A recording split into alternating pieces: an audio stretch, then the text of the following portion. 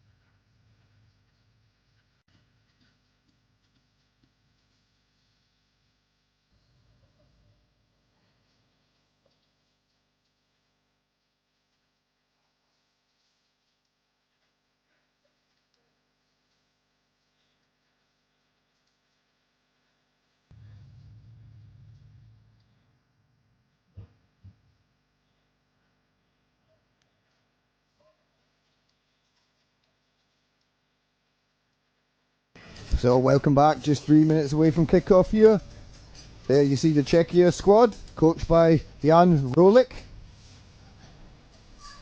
Now they've not had a win this weekend, but they've got a lot of talent in that squad. Watch out for Maxim Aschenbrenner, David Surga, Adam Maraki. And here we see the Ukraine squad also. Vadim Sivak seems to be the playmaker there. And we highlighted Yevin Davidov. Yesterday, he's also at the heart of everything they do. A big physical man, loves a good carry and defend and a charge down the pitch. So watch out for him wearing the number 7. The fans soaking up the atmosphere and enjoying a little bit of shade. It's a warm day here in Split. We just saw the infographic that displayed we had 26 degrees at the moment. I'll be honest, it feels a little bit warmer, and it'll be hitting the high 20s in the next hour or so. Lovely conditions for Sevens rugby. We have a light breeze, but nothing too strong, not like yesterday where we saw very, very strong winds causing havoc with the kicking game, even catching the long passes. So slightly better conditions for open running rugby on day 2 here in Split, Croatia.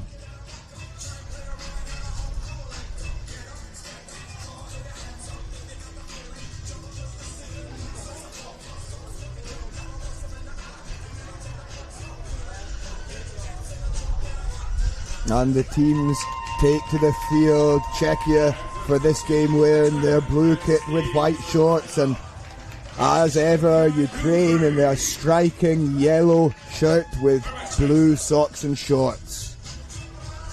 I'll be joined very shortly by our resident expert, Andy Knight. He's been around the Sevens world himself. He used to travel playing for select teams and with some international stars. I believe he played with Sally Sarevi and names like that. So a real expert on my left-hand side, and he'll be giving us some expert insights in the proceedings when he joins me in the commentary box. The players are just about ready for this fixture. Ukraine playing from left to right, and they will have the kick-off in the first half. Both teams in search of their first win of the tournament. It'll be very interesting to see who can prove their worth as they go head to head in this Pool C fixture. The kickoff going high and regained by Ukraine. They managed to get the offload away as well, and they're charging towards the try line, just stopped short. Oh, and a slight fumble as the scrum half struggled to dig and drag that ball out of the breakdown. It was a bit messy, and just fumbling that ball forward was Alexander Fomiuk at the back of that breakdown. So that puts a stop to what looked to be an almost certain try for Ukraine straight from their own kickoff.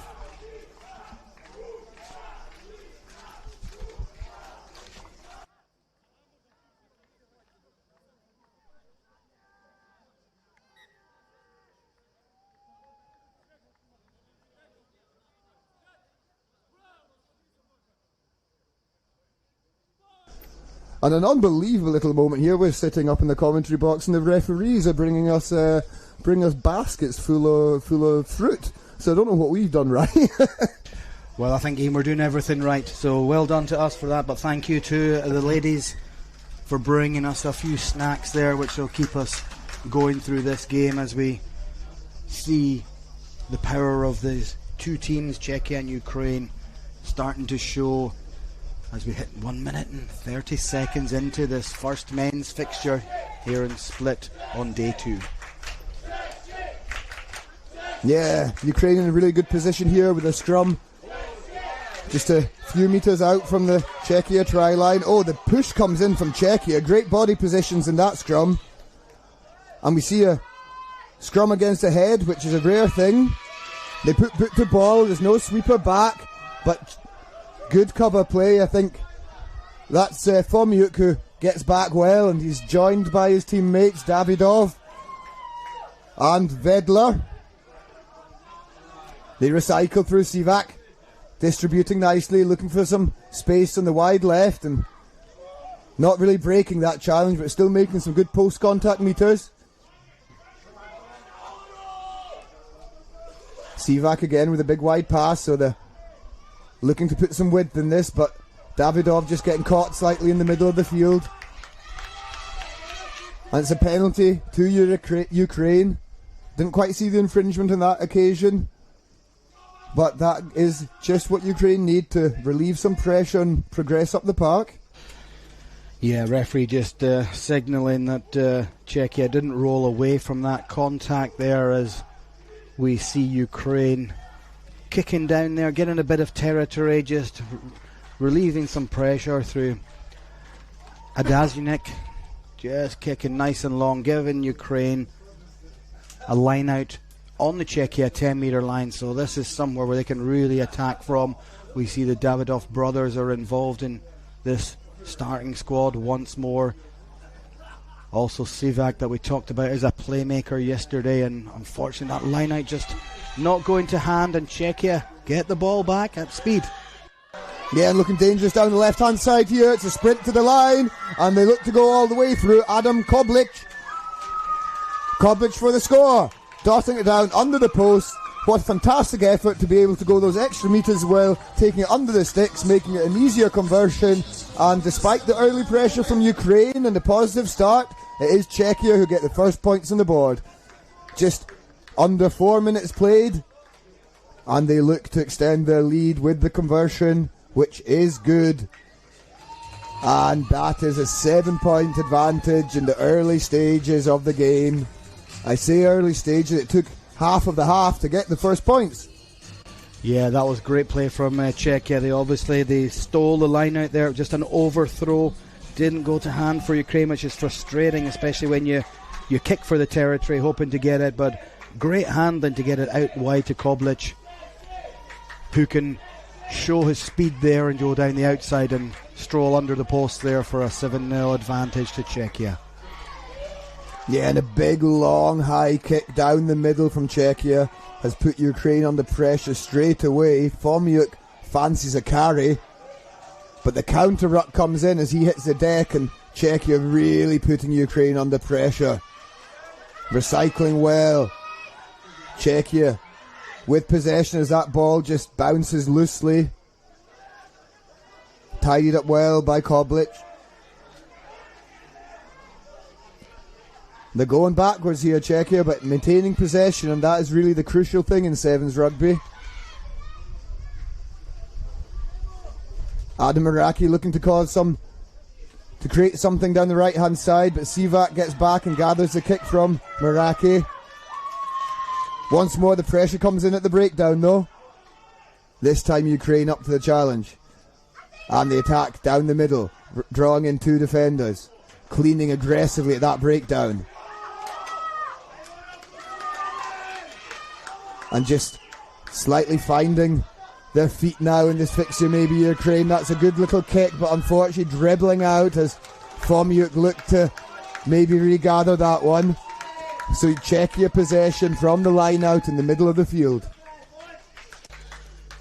Yeah, some good work there from Ukraine to get a little bit of advantage. I would love to have seen that ball stay in play to see who had the legs and the lungs to pounce on it.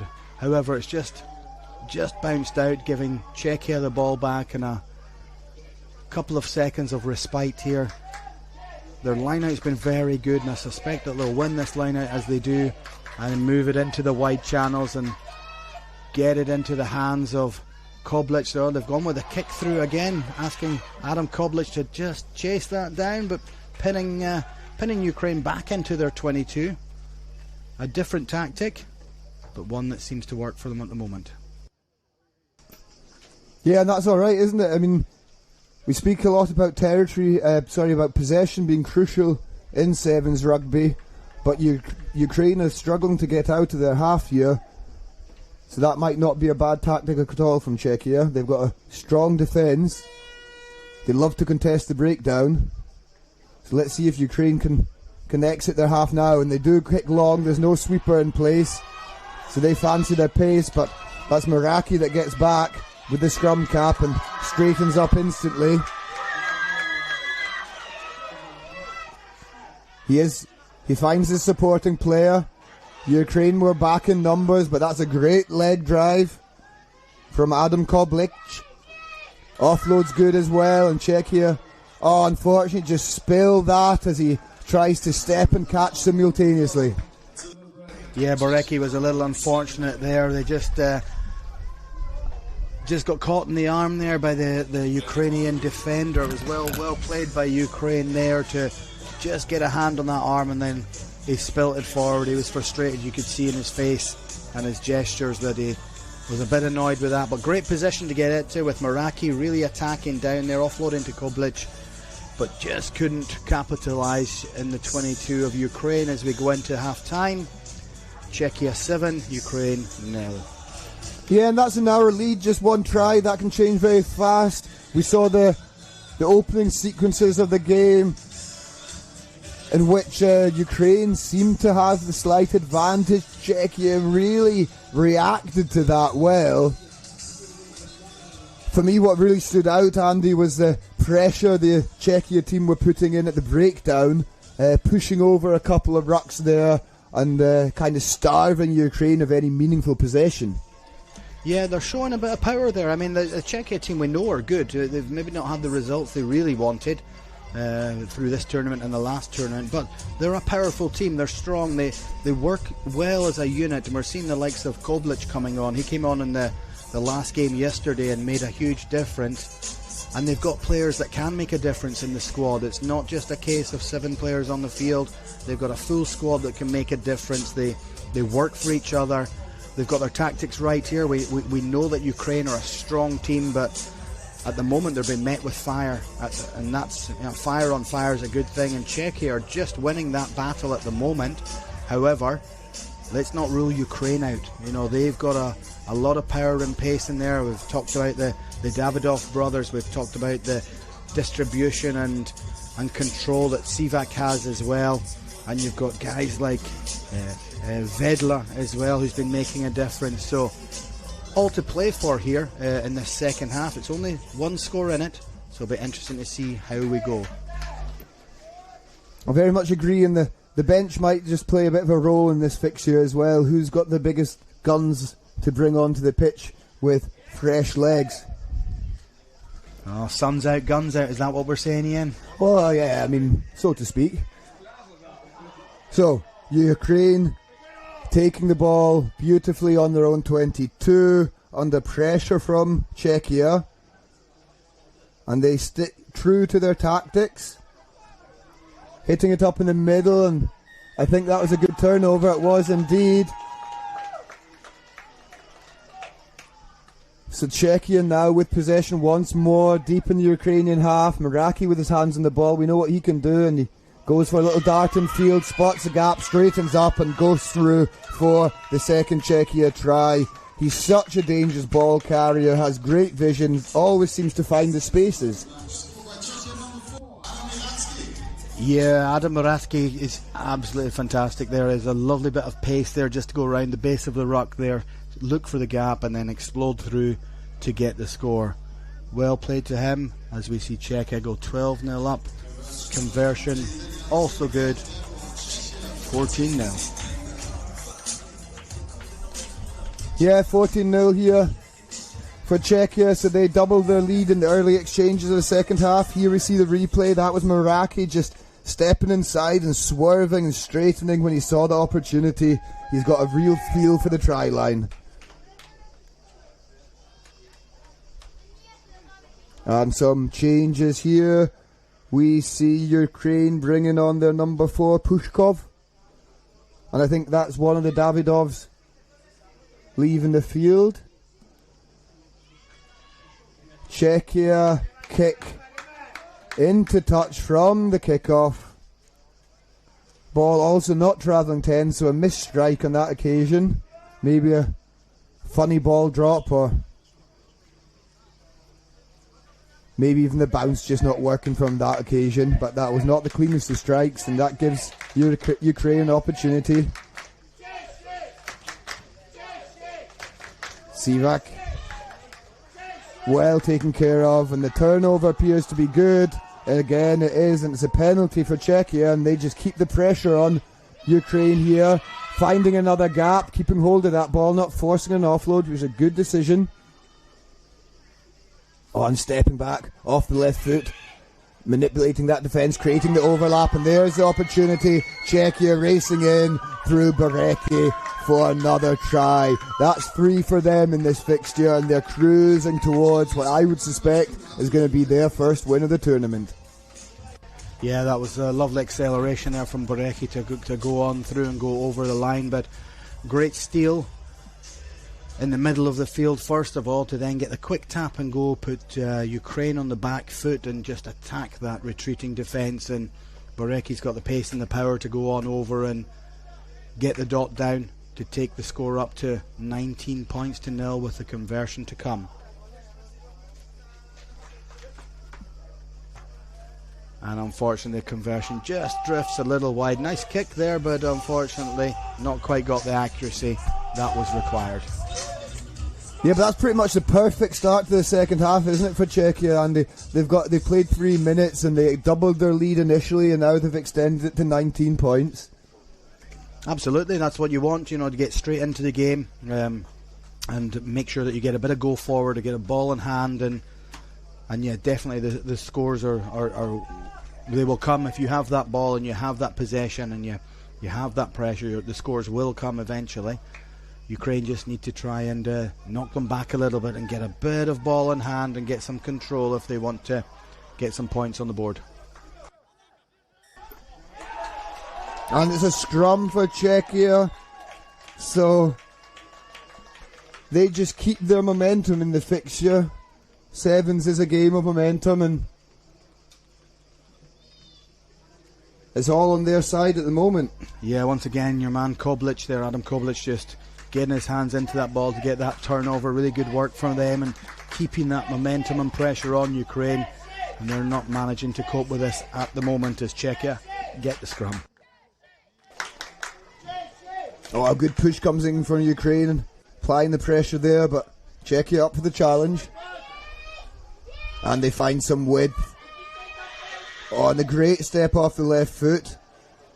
The first offload was alright. The little between the legs effort was maybe just a little bit too much. They're the kind of moments that if they work, you look like a genius. But more often than not, they don't. Yeah, but that was better defence there from Ukraine. And so you saw their structure of their line there, it pushed up together. They looked like they had a wall there on this occasion, which is much better and more difficult for Czechia to try and get through. And they need more of that, and then add in a little bit of pace as you go along, and then there'll be a bit more of a force to be reckoned with. But I don't know if they've got enough power to really put this Czechia team under pressure.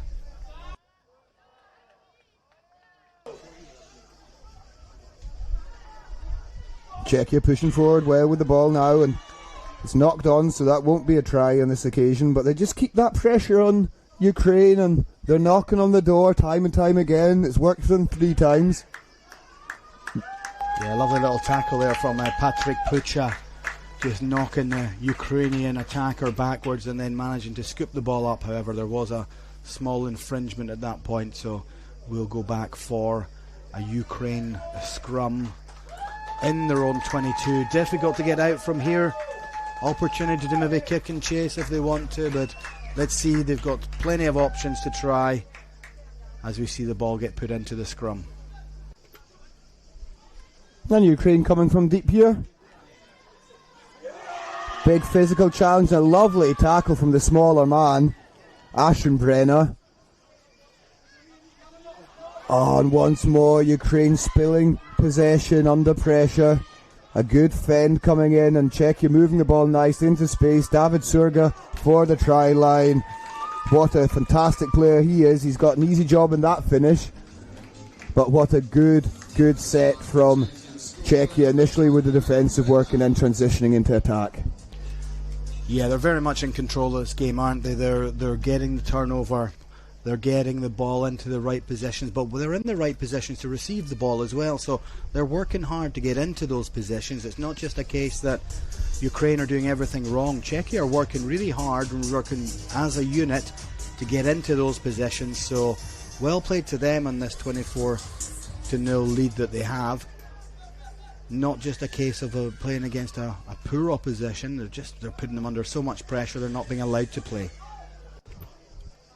Yeah, not at all. They aren't, are they? For all the talent and potential they have, Czechia have really done a good job of snuffing them out. Once more, they will try to build, though. They won't give up. There's 15 seconds left, but they'd like to see a try and move on to the next round in positive manner. But David Surga coming up with the ball on this occasion, using his full length. And once more, Meraki again stepping and evading. What an evasive player he is. And he really, I've said it so often, but he does just know the way to the try line, Andy. Yeah, that was lovely footwork there from Meraki. Koblic had gone on the outside line. They were holding it one-handed and managed to get the offload in there. And then Meraki does the damage with the two side steps, power through under the post for the win. This should take Czechia to a 31-0 win in this game. And we will move on after this to see Italy take on Belgium.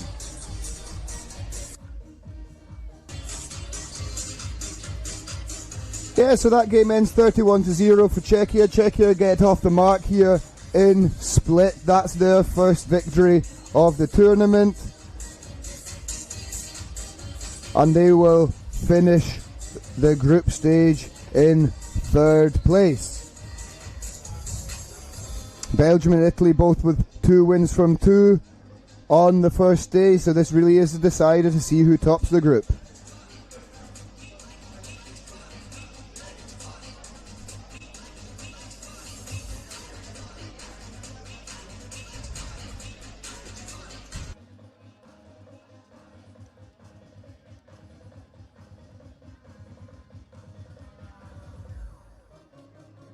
Here we see the Italian squad,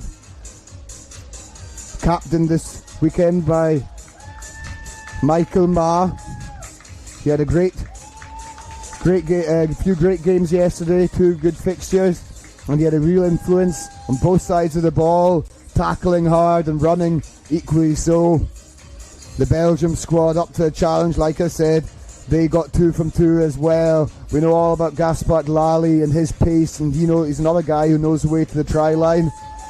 They've got some other big boys that like the physicality, and Murik and Godsmark, and then you got Murini, who is a playmaker extraordinaire. So both sides looking good on day 1 and bringing momentum into day 2 after 2 victories apiece.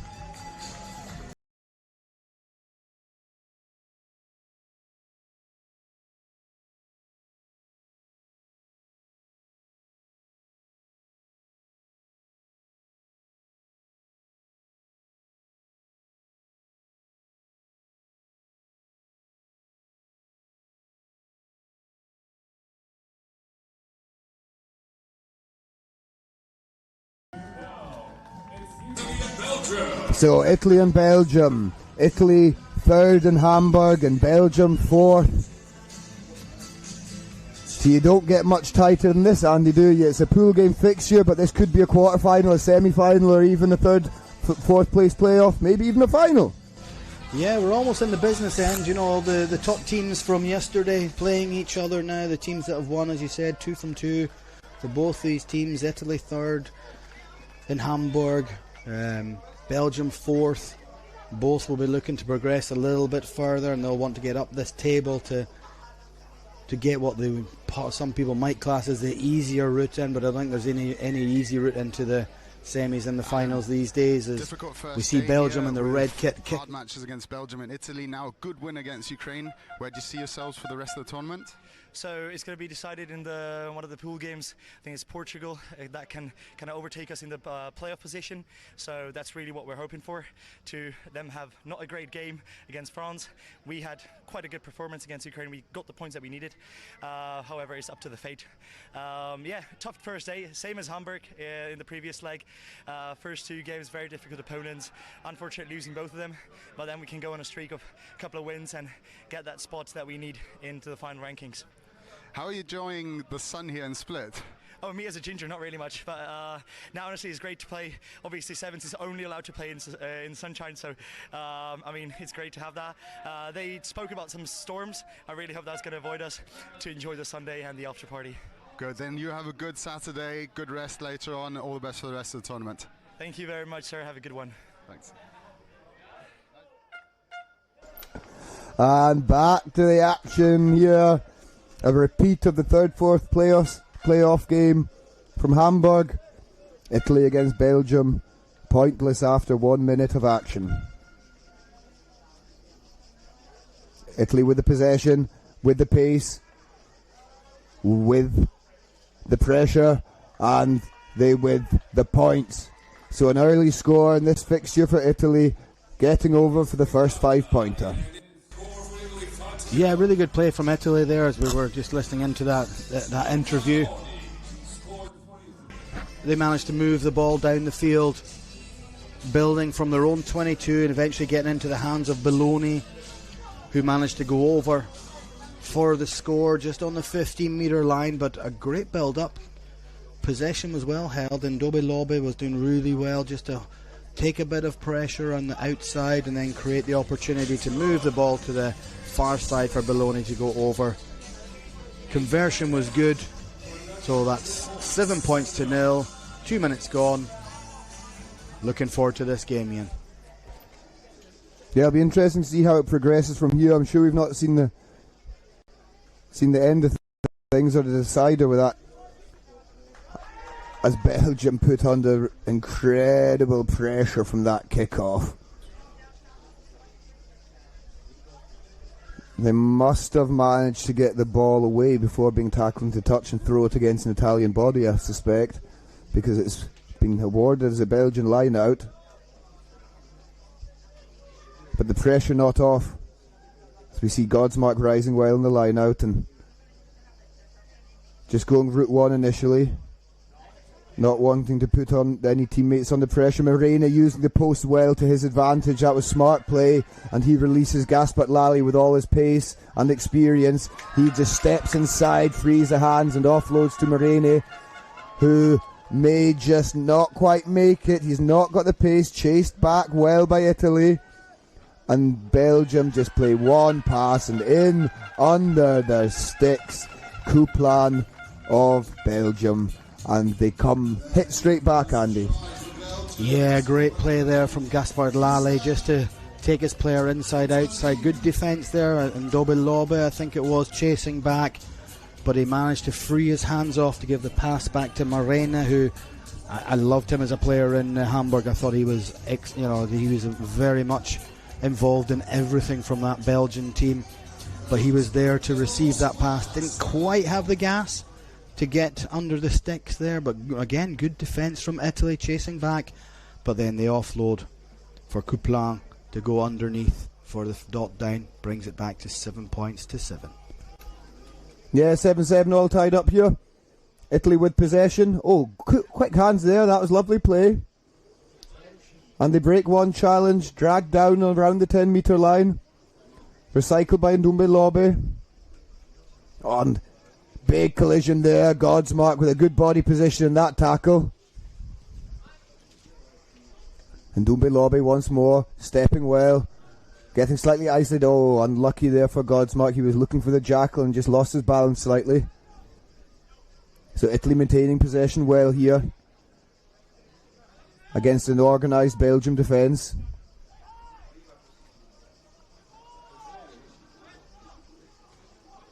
Italy with a big long pass, trying to find some space. That's Mba, the captain, releasing Ndombe Lobby, the man with the pace, and he gets the ball back inside to Mba, so the captain will get the second try for Italy, and he almost gets it under the posts.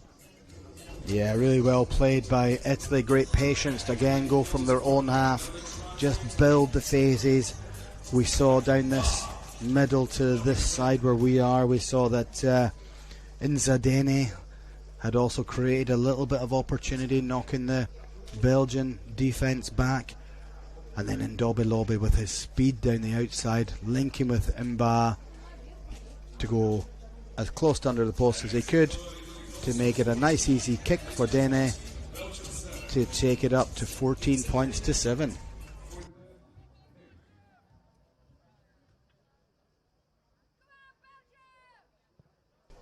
And Italy get us back on the way with the kick-off. Fielded well, under pressure by Belgium with a slap back, and they get back in numbers and they're able to distribute in field. Under a bit of pressure here in their own 22, but once again, they do find the space and they're breaking free.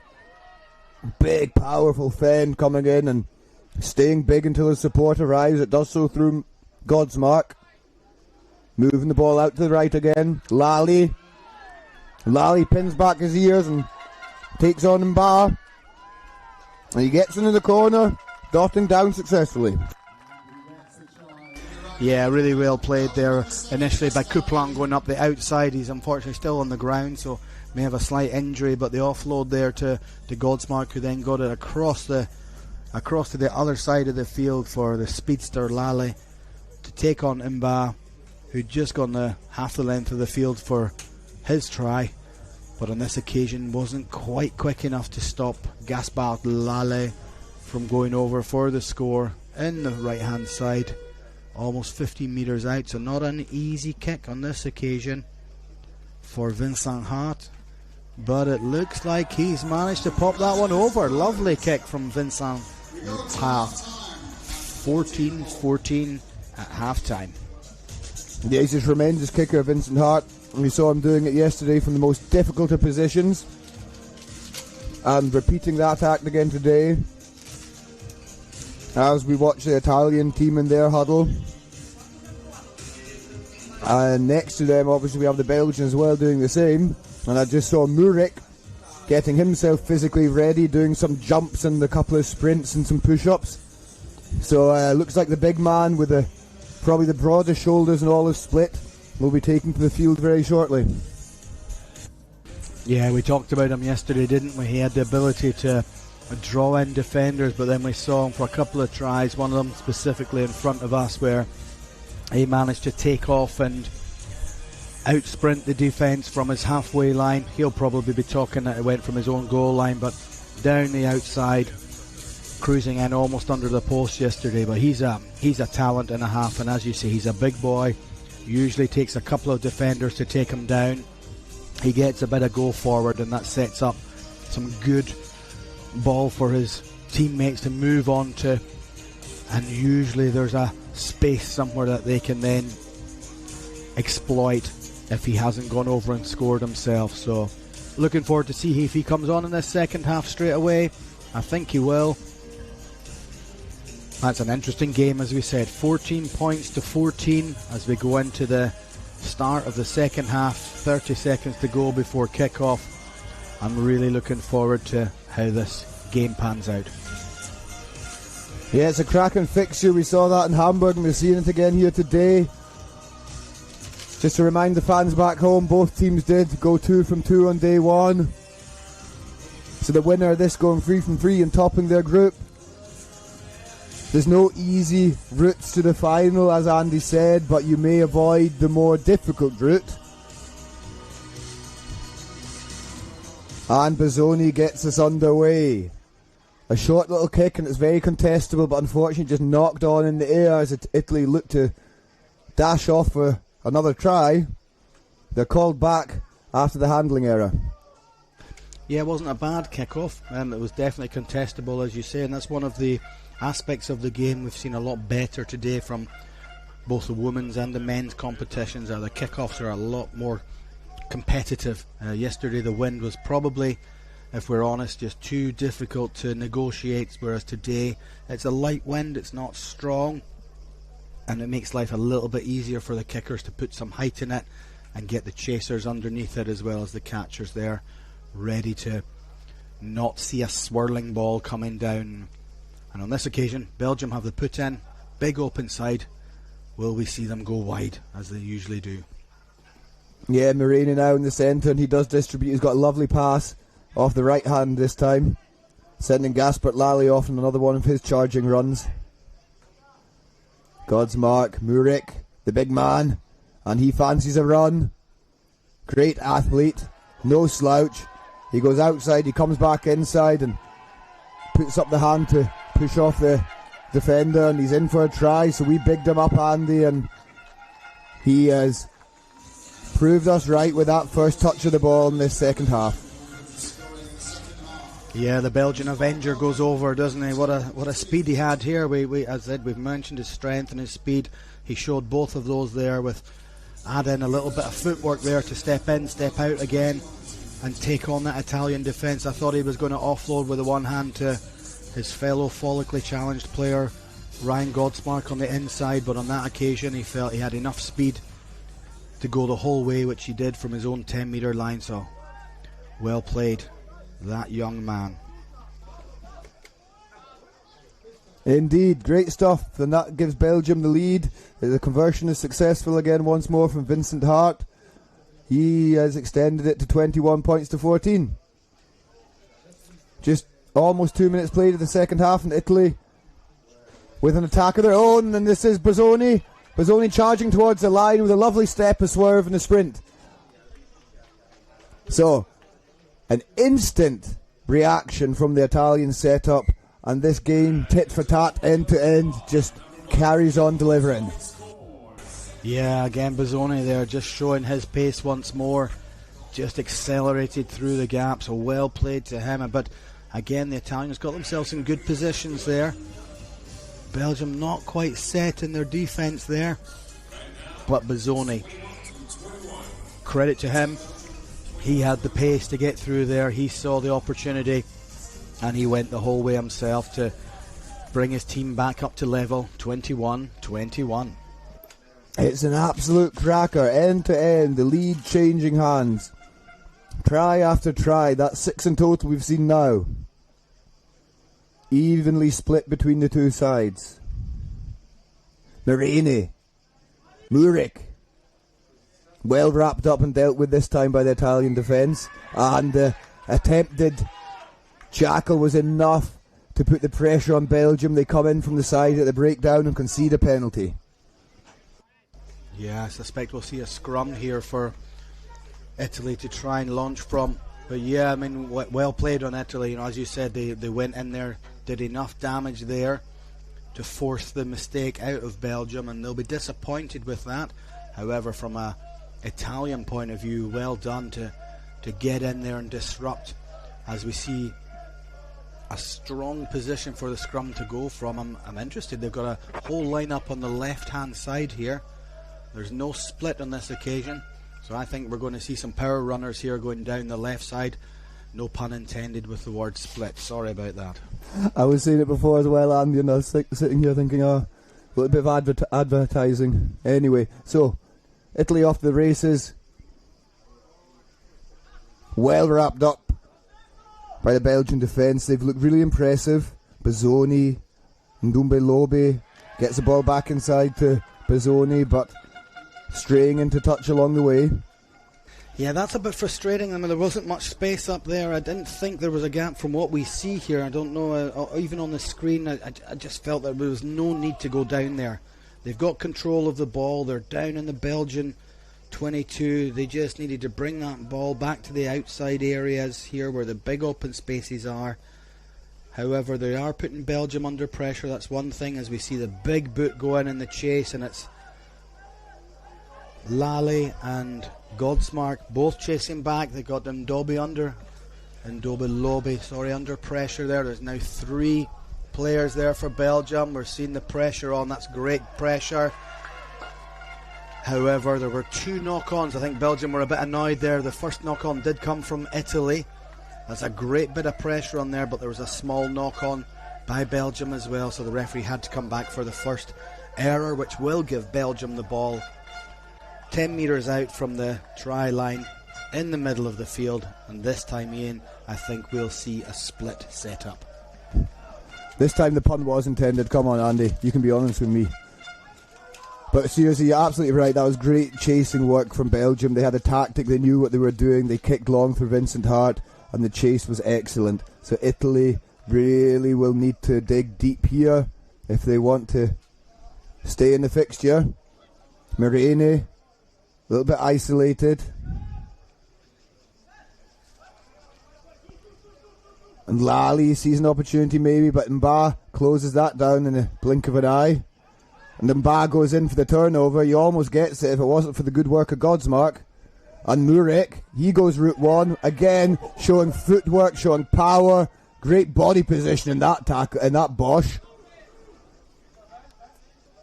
Little inside step, slipping out of one challenge, dragged down on the 5 metre line.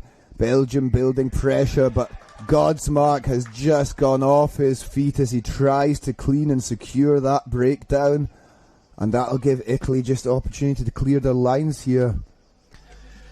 Yeah, just slow the game down, take a breath here. Italy on their own try line. Well, I suspect that they'll kick long here. I think they'll want to get it out of here down towards halfway.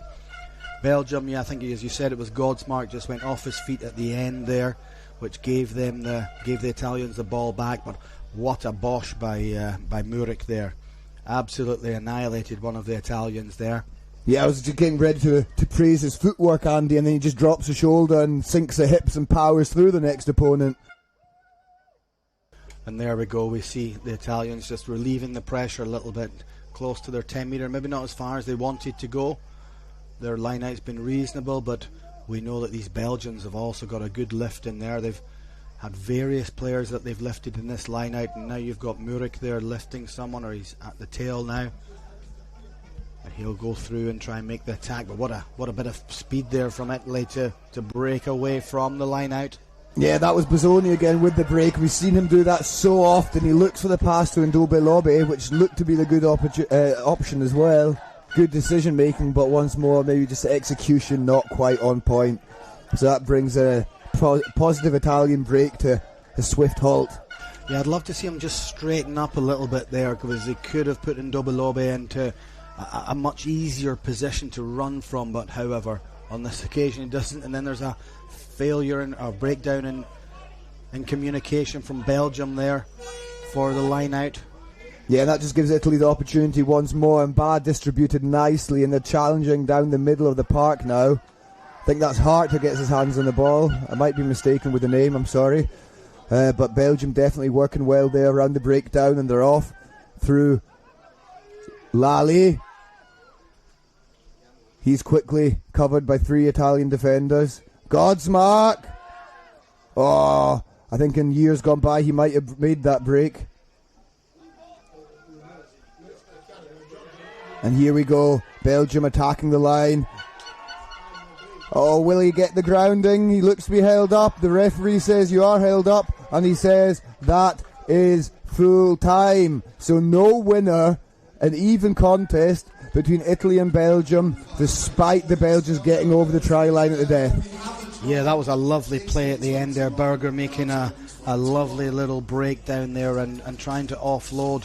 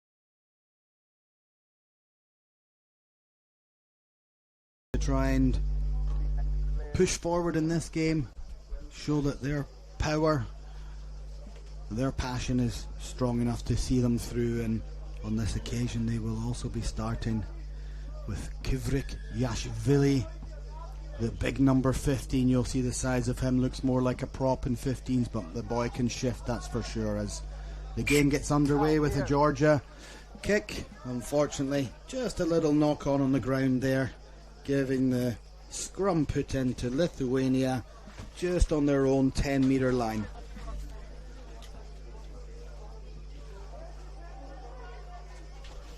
Decent enough kick-off there, was challengeable, but unfortunately small error, just gives the ball to Lithuania, where they can hopefully start an attack in their own half and move that ball into the wide channels, which they do. Try and find some gaps in this strong Georgian defence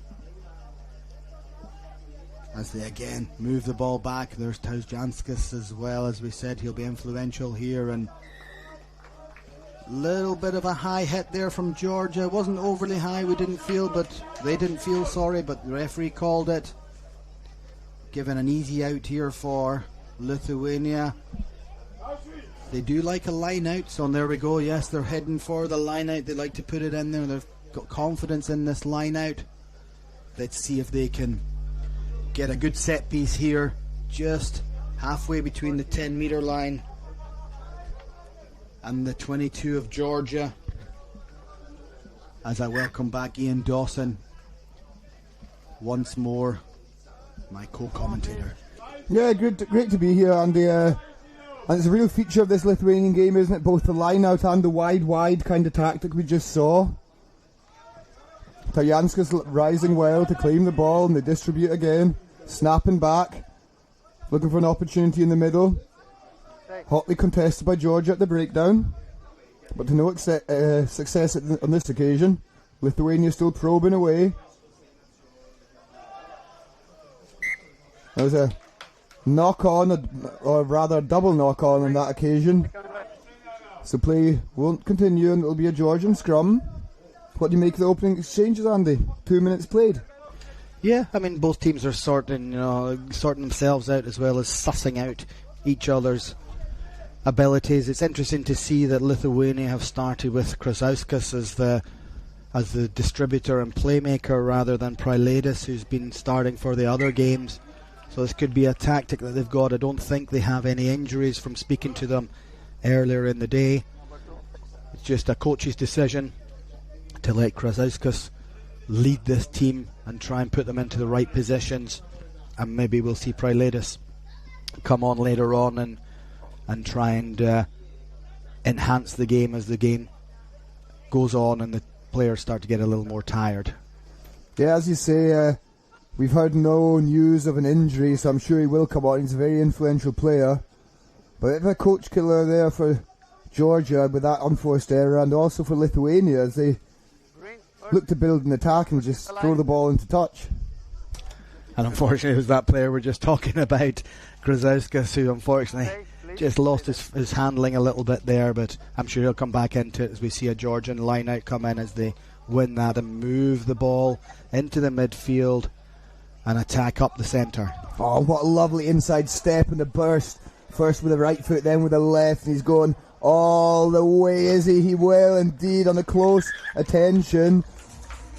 Diving in for the points is Archvadze, Saba Archvadze of Georgia, wearing the number 99 today. Yeah, he definitely just pinned his ear back there, didn't he? There was no way he was passing that ball. He just looked at his opposition number and said, "Catch me if you can," and like Matt Damon in a film. I'm not quite sure about that reference, Andy, but I'm not up to date on my films. Could have been Leo DiCaprio, who knows? Yesterday, tough match against Belgium, draw at the end. How come? Yeah, against Belgium it's always a match where we fight a lot, and we have a similar level of in the championship. So it's always a balanced match, but we had what we wanted. We are first in the pool, so we are happy for this, and we enjoyed this moment and thinking what's the quarterfinal. Do you have a dream opponent in the quarterfinals? A dream opponent? Yeah, which team would you love to play? If since the start of the tournament, we are the Italy, the team, is saying that we have to fight against ourselves before fighting everyone. So whoever come for the quarterfinal, it's okay, and we will fight for it. Perfect. I'm looking forward to seeing you later today. Have a good rest, and then all the best for the rest of the tournament. Thank you. Thank you.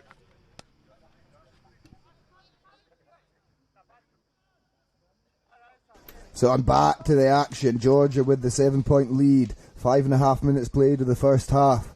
Lithuania looking to stamp their authority on the fixture, and they go wide once more. Looked to be maybe a slight head knock in that challenge, but referee says no. Oh, and we're back for another interview. This time Belgium getting in on the act. Lucky or unlucky, Joe? What would you say? I'd say unlucky. It's a bit frustrating for us. We had 2 opportunities to kill the match, and it's just little errors and penalties given away that obviously made it. It was a 21-21. I mean, they played well. We played well. It was a bit of a ding dong, and yeah, all the boys were a bit frustrated with that result. I don't know how Italy are feeling, but for us, it feels a bit like a loss, you know. Yeah, well, Italy, I feel like they took it a bit as a win. Yeah, shows character. Generally, how are you enjoying Split? Oh, it's good. It's great. I mean, the weather's always good. Every year we come to Croatia in general, it's always really hot. I mean, we've not had a lot of time to do much purely because of training and things. We had the days before the tournament where we went down to the beach and things, so it was nice. But no, it's a good location. Okay, so you're off to the quarterfinals now. Take it you don't want to have a quarterfinal like in Hamburg again? No, I don't know who we're going to be against. I think it might be Germany if we do the maths, but who knows. Again, I think if we compare, and I say that to the boys, how we played at Hamburg to now, we're playing a lot more smooth. We're following our game plan. It just makes things a lot easier. So there's definitely an improvement as a team. So yeah, hopefully we perform better than what we did than last week when we had to go through extra time and it was a bit of a slog. Okay, well, all the best. Have a good lunch. Enjoy your rest, and see you this evening. Yeah. Thank you very much. On Georgia. Okay, and I'd love to say back to the action, but we're not back to the action. We're back to the half-time, and Georgia leading 7-0 at this point. So a good first half for them. Neither team really showing any dominance, I wouldn't say. It's a narrow lead, but it's a lead nonetheless. Yeah, it's what's known as a tetchy game, isn't it? They're just both teams trying to figure out each other. There's no one really dominant. Georgia scoring a nice try, but Lithuania with ball in hand looking good. A couple of little silly errors. Georgia trying to force a couple of errors out of them with their power. But no one's really taken a grip of this game yet. It is backwards and forwards, all played around the 10-metre lines, not going too deep into each other's half at the moment. So the coaches, I'm sure, will be talking about just trying to maintain possession, be patient, because whoever comes out the most patient here and can control this ball the most, I'm sure will come out on top and win this game.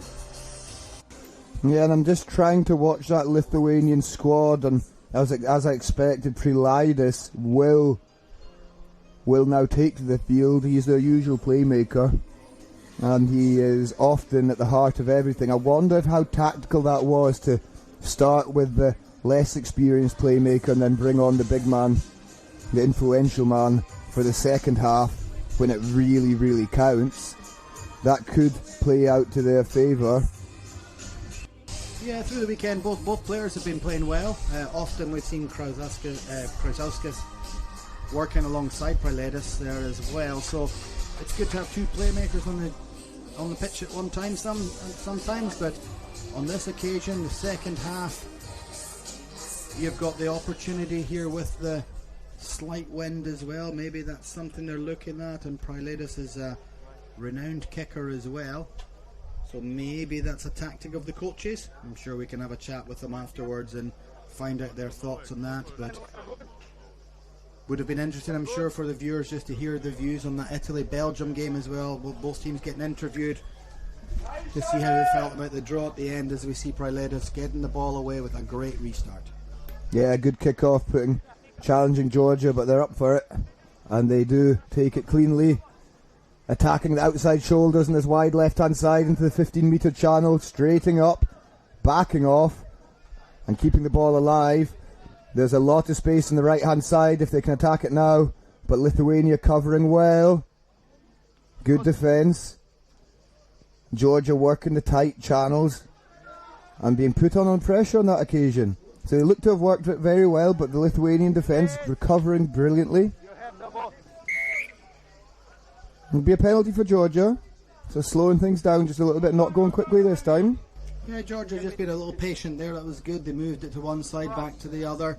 They had a goal. They had support players in there. So that's not a problem. They've decided to take the scrum on this occasion, which is good. And I'm sure we'll see them set off on an attack from the left, coming back towards us on this side very shortly. Wait. Time.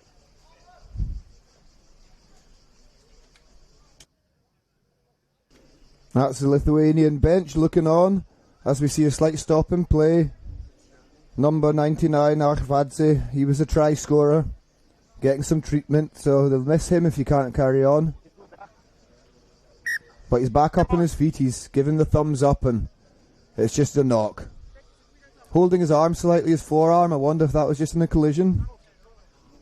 But I'm sure that won't bother these Georgian men, some of the toughest men I've ever met in my life.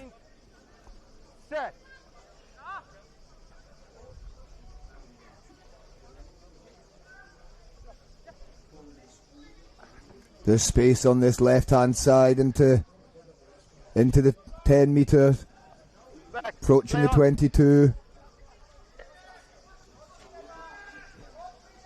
And Georgia recycling and distributing nicely, straighting and up in the middle. That was a gap and a half. The Fend made sure of it.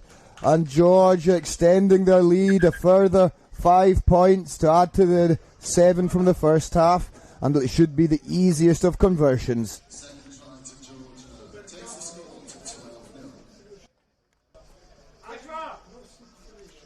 Yeah, that was some great power going through from Rekiashvili. Good power to just stretch his way through that Lithuanian defence and really stride through from the 22 right under the post to give them a 7-point dot down. So well paid to Georgia on that occasion. Lithuania just need to tighten up a little bit, make sure that they get their defence in the right positions and don't allow these strong runners to go through, as we see the kickoff going nice and high once more from Georgia. Yeah, nice and high indeed. Lithuania field it well, and they look down the blind side, then throw it back to the open side and spread it wide and back into the middle with a left-footed step. Priledas distributing well, missing out one player, and they straighten in the 15-metre channel. There's a high tackle once more from Georgia. There wasn't much in it, but just slipping above the shoulder line. Good spot from the referee, and Lithuania with the opportunity to kick and clear their lines. It's a fairly decent one as well, taking them up to the 10-metre line of Georgia. Yeah, not bad from Soto there. Reasonable kick. I'd like to go on a little bit further, but some good run in there from Liaukas earlier on there, where he got the high tackle put onto him. Just to keep that momentum going for Lithuania, though, they've decided to kick for territory, and then, as I say, strong line out that they have, but unfortunately on this occasion not the best,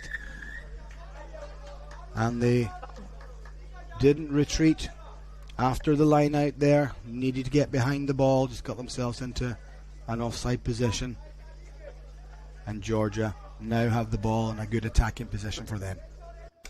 Yeah, it is, isn't it? They'll be really happy with that. They've seen off another couple of waves of Lithuanian attacks and got possession of their own, and now look at this, charging down the wide right hand side, finding gaps, finding offloads and swerving into the midfield again. A lovely long pass.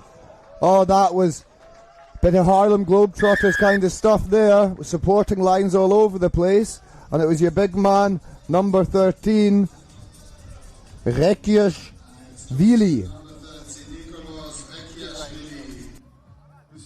Yeah, that was a lovely floated pass, wasn't it? It's not easy to do in these conditions, but once again, Rekiashvili going through, receiving that ball and getting a dot down on the 5 metre channel. Not an easy kick here for Karakizishvili, which he does miss, unfortunately. So the score stays at 19 points to 0 for Georgia. Yeah, and this very, very even contest now looks to just be running away from Lithuania slightly. They must score now. 1.5 minutes of action left. And the clock's off just for a second. Some changes being made, so fresh legs on the park. And a good kick. Very contestable. Prelides being played in the air. That was not a fair contest. He brushes off himself and stands up. He's not put off by that, and Lithuania do get the opportunity once more to go for some territory, putting a long kick in up towards the 22 of Georgia. Not quite making it, but very close, and they're in the right part of the park now if they are to score. Yeah, this is obviously a tactical theirs. Hopefully the line out will be a little bit better this time. Just overthrowing the last one, but they've obviously decided that this is what they want to do. Go for territory, launch their attacks from line outs, but they need to ensure that the ball is put into the hands of the jumper, and then they can attack in the wide channels from there. Lithuania with a good line out. That was an interesting option to throw it down at the front. Almost worked for them. I like that little play. I think there's a lot of potential in there. Yeah, it's definitely got a good option there. I think a Georgia hand just came in accidentally when they made the pass there, so it didn't go to hand, and Lithuania player looked a little lost. He's like, where's the ball? Couldn't see it. But yeah, the play back to the front of the line from a tail ball is interesting. Not an easy move to carry off, but they did it well on that occasion, as we see Prelides attacking down the 15 metre channel, but turnover from Georgia. Yeah, he quite clearly just felt that they needed to score, so he's maybe forced an offload that wasn't actually on. He knows that himself, but at this stage of the game, you have to throw caution to the wind when you're trailing by 19 points. Absolutely, and then we see Georgia just a little handling error, just passing the ball a little bit forward. However, this will give Lithuania the opportunity to get a score. Come on, please. Almost under the post, 10 metres out. Players on both sides. Crouch. Options of which way they want to go. Set. And they feed and pick off the back and charge towards the line, distributing out to Prelides, who's not turning up in the playmaker role this time, rather a finisher. Advantage. Oh, a little dart to the line and a dive, and Lithuania do take some points with them in their last group game. It won't be enough to get a victory, and Georgia go 3 from 3 once more, unbeaten in the group stages, and Lithuania unfortunately on the opposite end of things, 3 losses from 3 games. So disappointing for them, but at least they're ending the game in a high.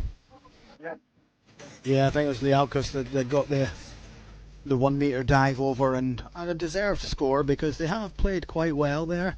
Just didn't have enough power to overcome this Georgian team who showed what they can do. However, they still will need to pick up a little bit if they want to progress even further in this tournament. It's not quite the standard they need to be at with the top teams at the moment. But they come away with a 19-5 win. They will move on and upwards, and I'm sure we'll be seeing them later on. Yeah, the difficult thing for Lithuania is that after Hamburg they finished in 11th in the standings, in the total standings. 11th and 12th are the teams that look that will be relegated, so Poland and Lithuania are the 2 teams in those positions at the moment.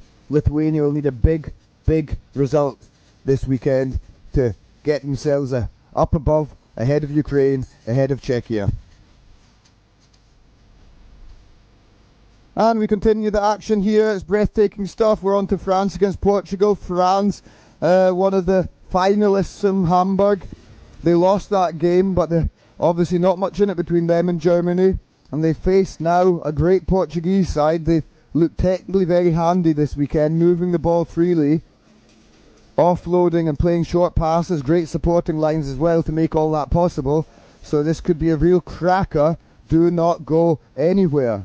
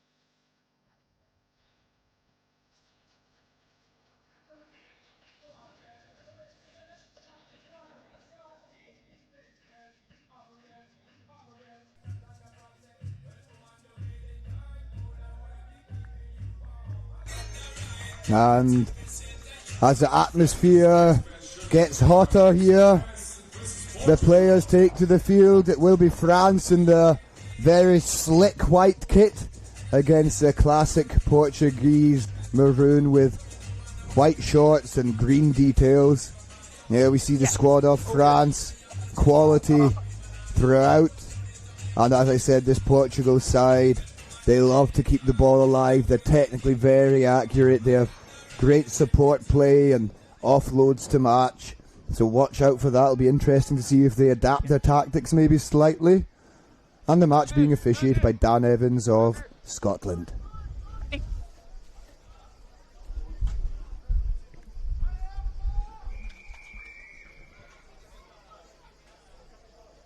A blow of the whistle signals that the game is now underway.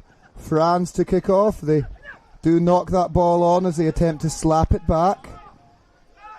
So advantage to Portugal for a knock-on. And moving the ball wide. Not finding much return on this occasion. And desperate to get out of their own 22, so they look for some outside shoulders.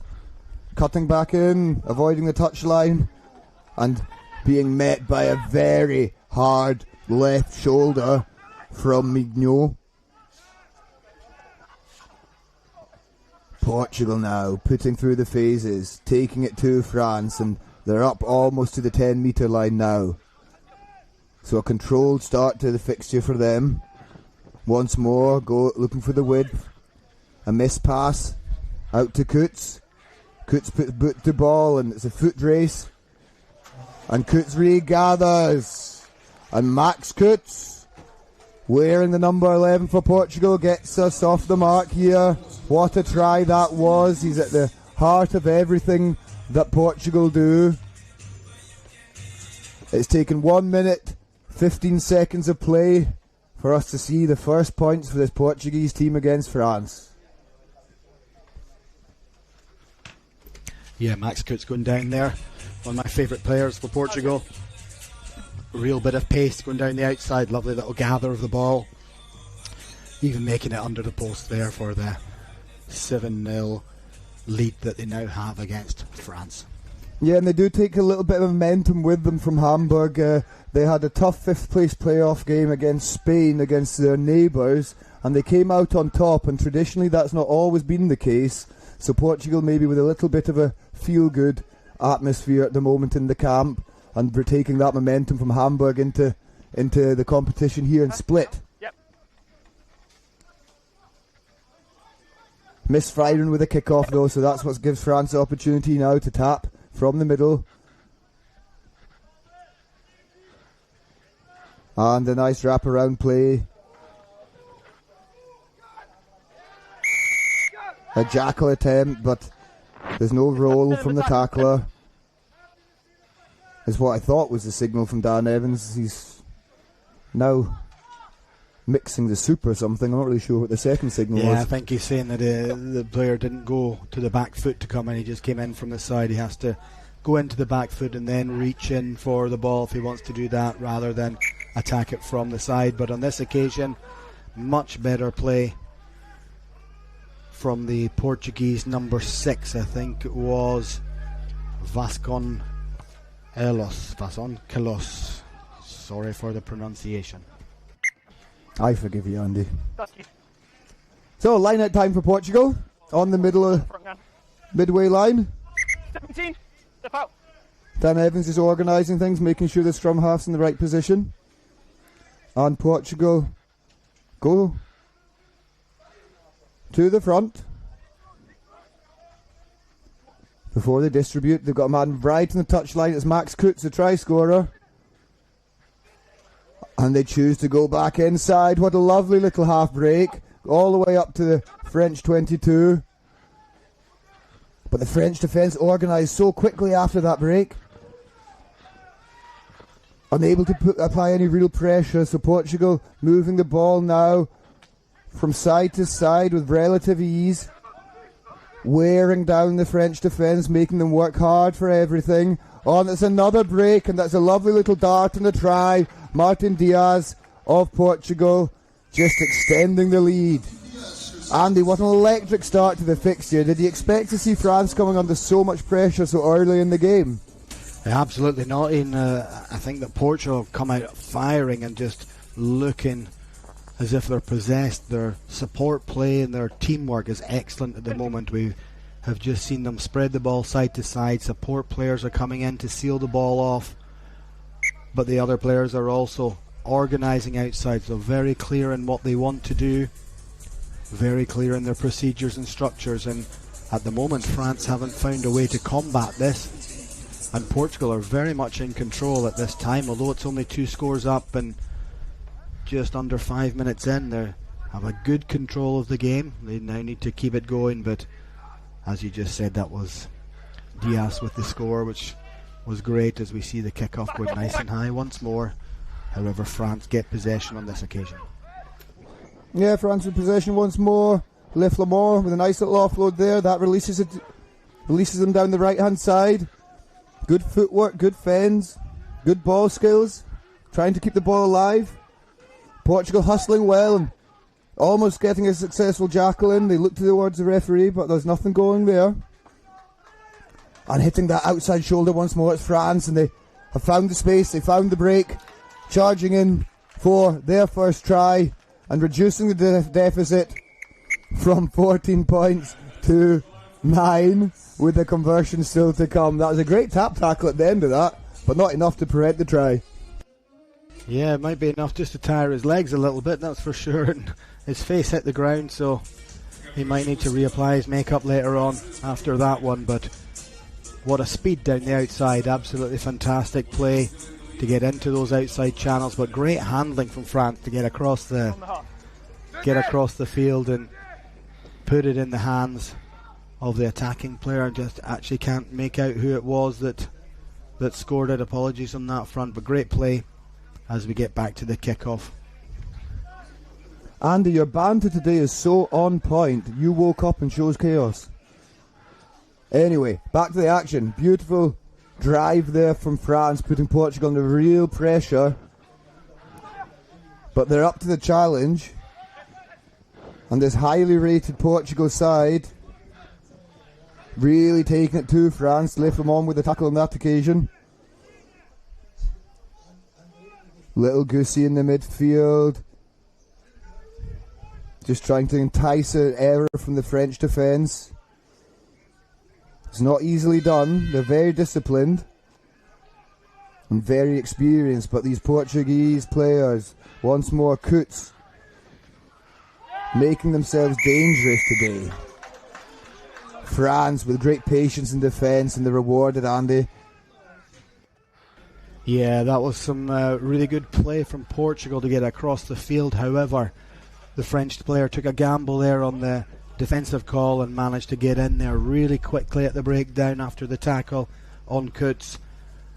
And I think it was Bosmorgan that got in there. He's just taken the kick there to put France into the Portuguese 22, but really good work by France. Maybe that's us after their try, seeing them coming back into the game a little bit more and starting to find their feet a little bit and understand where they need to be and what they need to do as we have a look at this line out.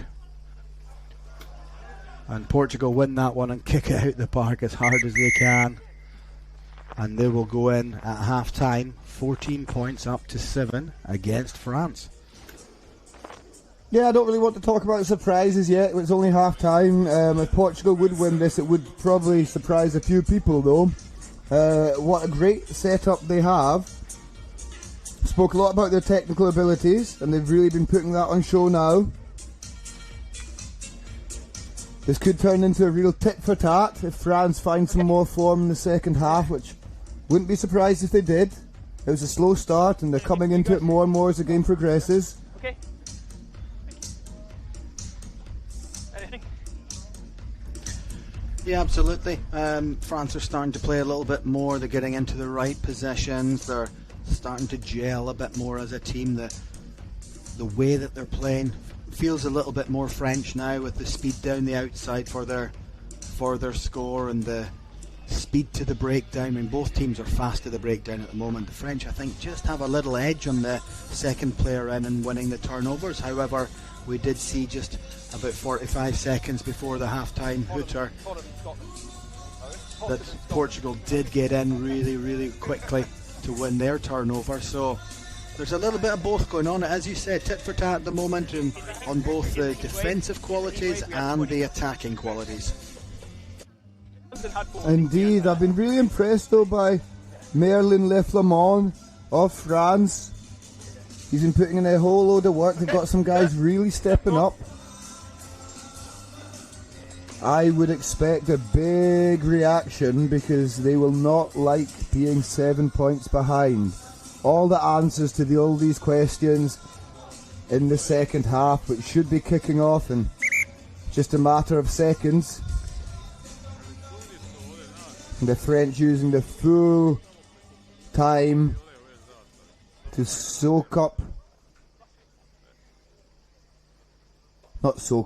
to drink up some water and recover.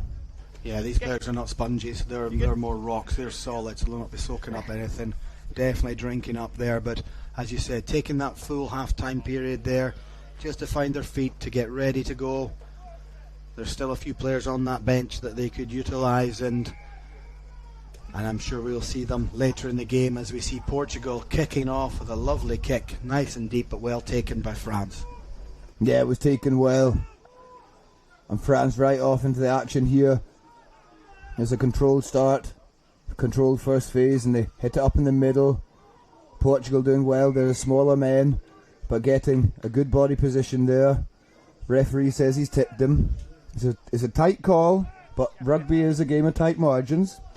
Yeah, I mean, I would agree. I think it was a tip there. His feet did come above the horizontal there. In my opinion, a little bit lucky to not have a yellow card. I saw the referee just signalling to calm down, so maybe he felt that the player wasn't driven down, and he did carry him down a little bit to the ground, which is fair enough. But yeah, Portugal need to be careful because I think the next penalty could see a sin bin. However, France got the ball. Not quite the biggest kick in the world, just taking it to halfway. But they do have the line out and a massive open side to launch from if they can. Yeah, and you're talking about the Portuguese maybe calming down a bit. We saw them getting very heated in Hamburg. But back to the action and the matter in hand. That's France Le Flamand. He's the man that I thought played so well in the first half, and looking to get on an outside shoulder there and release the winger. He didn't quite manage to do so, and he's a wee bit slow in the follow-up support, so Portugal come away well with the ball. And it's a yellow card. You spoke about the Portugal running that risk, Andy, and now it goes the way of France, so they're going to have to play the next 2 minutes with 6 men on the park. Yeah, that was one of your favourite players actually, Costa, Antonio Costa, just tapping and going, and the French not even close to being 10 metres back. We could see that penalty from up here, and a yellow card given to the French player for a 2-minute sit down. This gives the ascendancy to Portugal now. Right. This would be a great opportunity for them to get a nice little score in here, just to extend their lead a little bit as they get this. They've opted for the scrum. 2 to the open side, 1 to the blind side, making France decide where they want to be.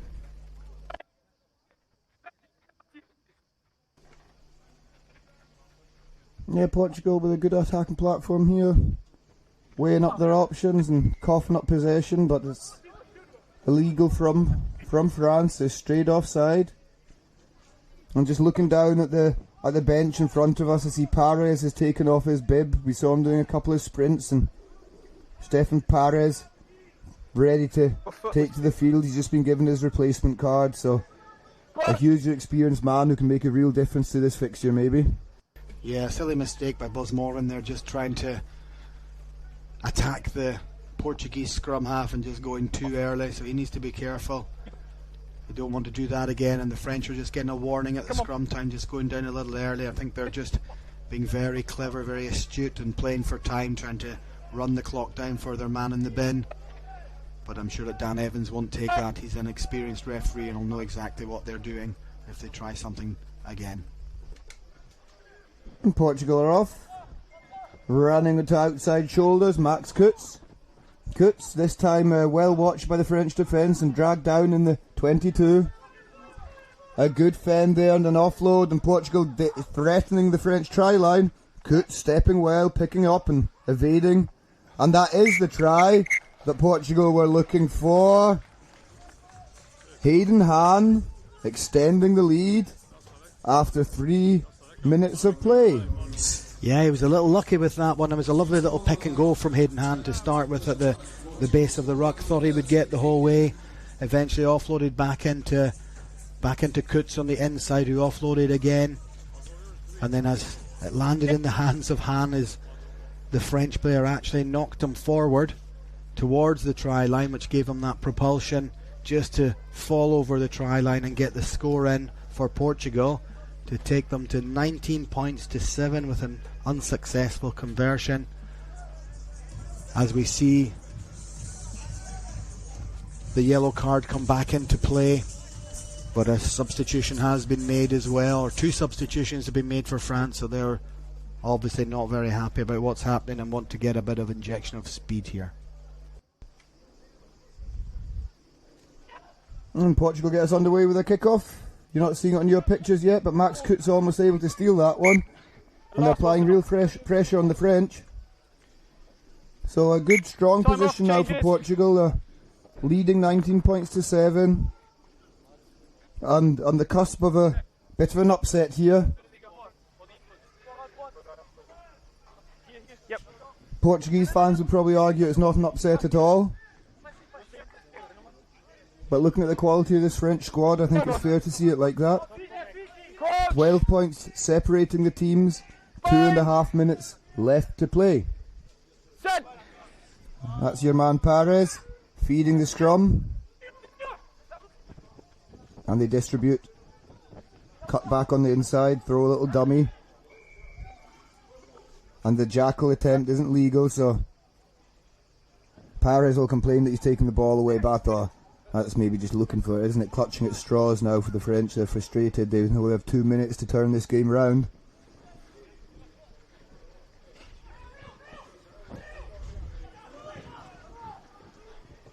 Hustling well and working hard around the breakdown. Oh, as do Portugal. And they come up with a turnover through the captain, Couto.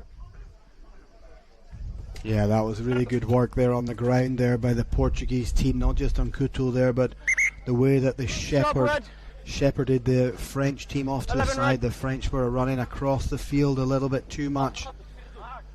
Portuguese had put them into a little box there where they had 4 defenders on 3 players, and Couto managed to just slow that ball down, get his hands on the ball, and they will now kick into touch close to the French 22, maybe not as far as he wanted to go, but just eating up the seconds on the clock.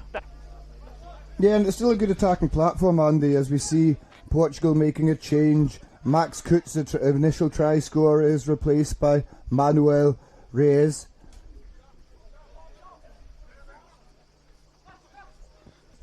Just slapping that ball back. That was a lovely piece of skill. And that is the ball in the hands of the new man, Reyes. Bumping off one and fending the second, is driving forward. Good work there. They spin the ball wide, but slight inaccuracy on the pass. A dummy and a second dummy and an offload on the inside. So Portugal still threatening. Leflamore driving the attacker towards the touchline and out of play. Yeah, Moreira just getting the brunt of Le Flamonds' Changes red. Red changes. pain there and been driven into touch. However, not long to go. We've got just under 45 seconds to go. French team need to score twice. I think that Portugal have got this game as it so happens. They've worked really hard for it. They've been a team that's been very united. The French just haven't managed to fire or find any gaps in this Portuguese defence. And there's another loose pass from France and under their posts, and you'll see the Portuguese team just pouncing on them once more. But France managed to get a little breakaway straight up the middle with two strong fens. Ball's available. And they move the ball off to the right hand side into the outside channels. It's good work from France to go from there. They win the penalty.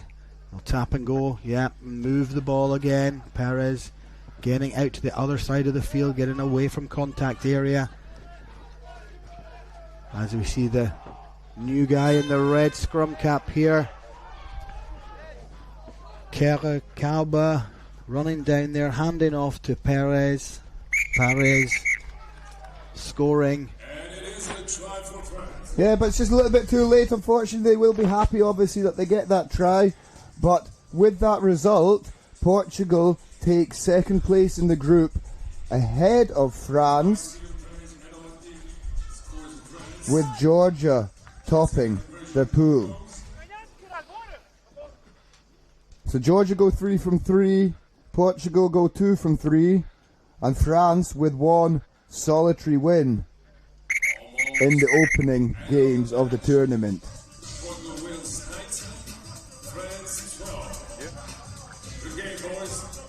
And with that, we have concluded the action in Pool B. We know the order now. Like I said, Georgia, Portugal, France, and at the bottom of the group, Lithuania. I suspect France will still progress as one of the best third place teams, but that will have to be calculated, and it depends on the next couple of games. We move to Pool A, where we have Germany at the top of the group, Great Britain just behind them, Spain in third, and Poland winless in fourth place of Group A. So more action coming up for you in just a couple of minutes. We're going to sort our notes and have a little breather, and we'll be back in no time at all. Good, strong decision. I like that. Thank you. Very good. Thank you. Yellow card. Perfect. Thanks. Thank you. Well done. Thank you. Thanks.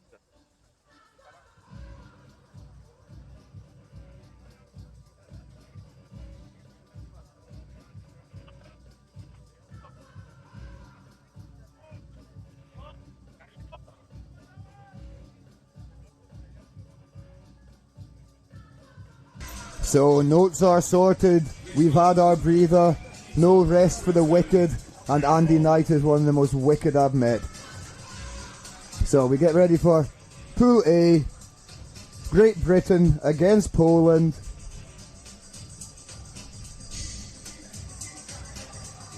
Great Britain captained by Rowan Frostwick, and they brought in a couple of up and coming stars. Be very impressed by Lloyd Gilmore on day one, equally so Samuel Kildunn, whose sister Ellie dropped by yesterday just to give some support, and we nabbed her for a cheeky interview. You can watch that on the Rugby Europe Instagram channel. This match being officiated by a German, Andy. Great to see. Are you ready? Yeah, it's a referee in my eyes. Not the most important person on the field. For me, the 14 players much more important. But the kickoff's there. Nice bit of height in it. However, a little knock-on occurring there from GB. So this will give a put in a scrum here for this Polish team.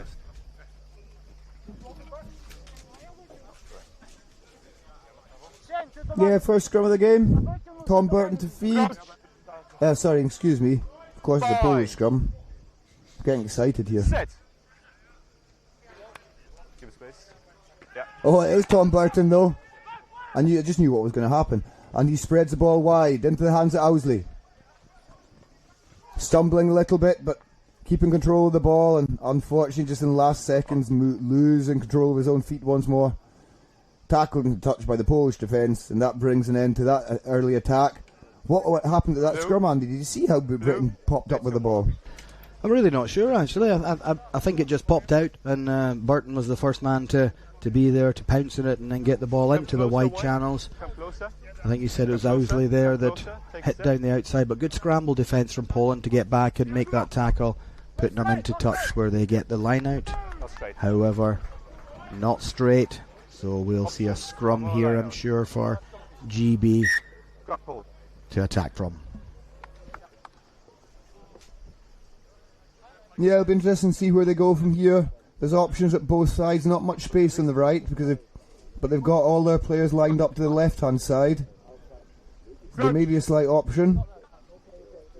Tom Burton in close communication with his first ball receiver. And that's exactly where they go, down the right-hand side. Like I said, not much space, but also not many defenders. Poland with the attempted jack unsuccessful, and Burton distributes wide once more. That's Kildun, Samuel Kildun. The referee blows his whistle saying no advantage, it's a penalty. Burton takes quickly to Kildun on the hard line, and he looks to dot down for his first try of day 2. Yeah, good speed of attack from GB there, getting into the right positions, and as you say, Kildun finishing off. A lovely move, but nice to see that the speed that GB are playing at, or nice to see the speed they are performing at here as well, as all the passes are going to hand, and they are definitely up for it there. You just mentioned there, Burton with his first receiver, Charlie Shield, son of Graham. A man that used to play against quite a bit. Melrose legend, Scotland legend. I'm sure we'll try and get an interview with Charlie later on. Just talk about his dad, just to annoy him a little bit. But great player, plays scrum half in the 15s, but here playing at that first receiver role. Has got power and pace, and we just see the sleight of hand there. It's a lovely little pass out into the hands of Owsley there as they move it back to the far side once more into those outside channels. Running at speed, accurate. And yeah, that's a good build-up play by Great Britain, moving the ball quite freely here. Kildun again, combining nicely, and Owsley with the ball in space. He's not had much time on the park, so he'll be delighted with that.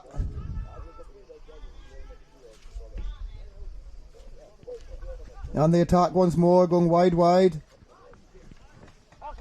Up towards the Polish 22. That is Charlie Shield, you were just talking about him, Andy. Releasing his teammate into space, and they're dancing down the tram lines there. Opening the ball back up to the left. Tom Burton, Owsley, Samuel Kildun's out there on the wing, but they won't need him. Owsley just steps out of a tackle and he's in under the post.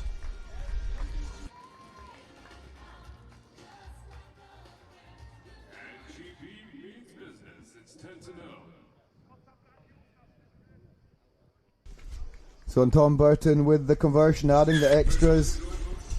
GB in full control of the first half of this fixture. Yeah, some good continuity there from GB. Really well worked try. Owsley going over. But it all came from the teamwork from one side to the other, creating the opportunity. and allowing him to go through for the try. 12-0 Great Britain. Yeah, 12-0 Great Britain, and they've got the ball back from that kick-off as well. So straight back into attack once more through Owsley. The Polish defence working hard, trying to apply the pressure. Struggling slightly. And GB come once more.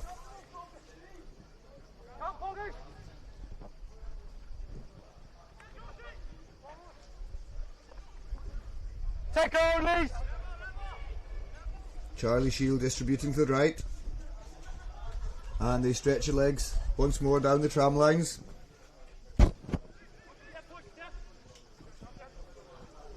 Kildun running a nice line in support, and he scrambles, gets knocked down, back up to his feet in the blink of an eye, and he scampers off for his second try against Poland. So there's a patient build-up, a bit of a slow build-up, and then they flick the switch, and my goodness, that was good. Yeah, good play by GB again. And Poland not letting them through. They're not making it easy for them. GB are having to work for it, and we just saw the ball be moved side to side again. Even when Kildun went through there, he got tripped over.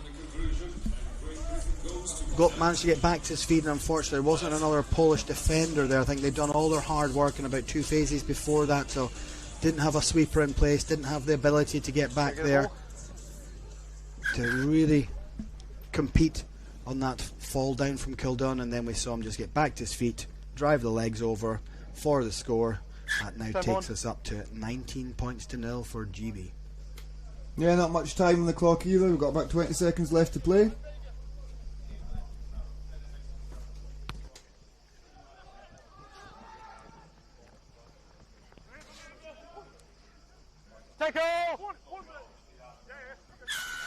And Poland with the penalty, they tap and they go quickly. This is their first opportunity for any possession in this half. Great Britain winning that ball with the player retreating from the penalty. I was surprised he wasn't called as being offside. That must be a technicality that I'm not up to date on, Andy. Well, the referee must have decided that he was retreating. He'd gone over the 5 metres or made it to the 10 metres, so he's open play because there's no breakdown there. But we see Poland still attacking, keeping possession, which is really great to see, and really attacking at speed. And however, GB are making it back. Still one man to make it back at the moment, but GB get in a structure. Not used to this pressure from Poland, so not really in the right positions, and unfortunately just in that last play a little knock on from Poland, which would have given possession to GB, but the half-time hooter had gone, and we'll go into half-time at 19 points to 0 for GB. Yeah, and you saw the reaction there from Arseny Pastrykov of Poland, the number 10. He was so frustrated when that attack didn't materialise to anything. You can see Great Britain really have this game under full control, and the Polish are starting to get a little bit frustrated. I suspect we'll see some changes for the second half, Andy, especially from both sides, but I'm looking at guys like Frostwick for Team GB that are so influential and aren't on the park at the moment. Yeah, there'll be a bit of resting going on there as well. They won't want their top players playing every single game, and this would possibly be considered as the easier game for GB, so they will get an opportunity here to rest players and try some other players out. Yeah. So the coaches will have to make that call, and I'm sure we will see changes, as you say. I'm sure that GB will win this game, they will go through, but at the same time Poland will want to make some changes as well. We saw what their abilities can be in that last phase of play. They were able to offload, they're starting to support each other a little more. It was just a little inexperience there in those little last ditch passes that weren't quite going to hand. We saw their defensive technique was quite good, but not quite good enough for this level. They need to work on that a little bit and really work their socks off if they want to get some points on this GB team and progress a little further in the tournament.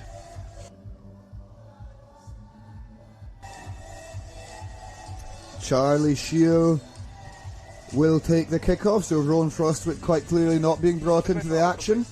I suspect they're trying to keep him fresh because he plays a lot of rugby. He doesn't often get a break. Are you ready?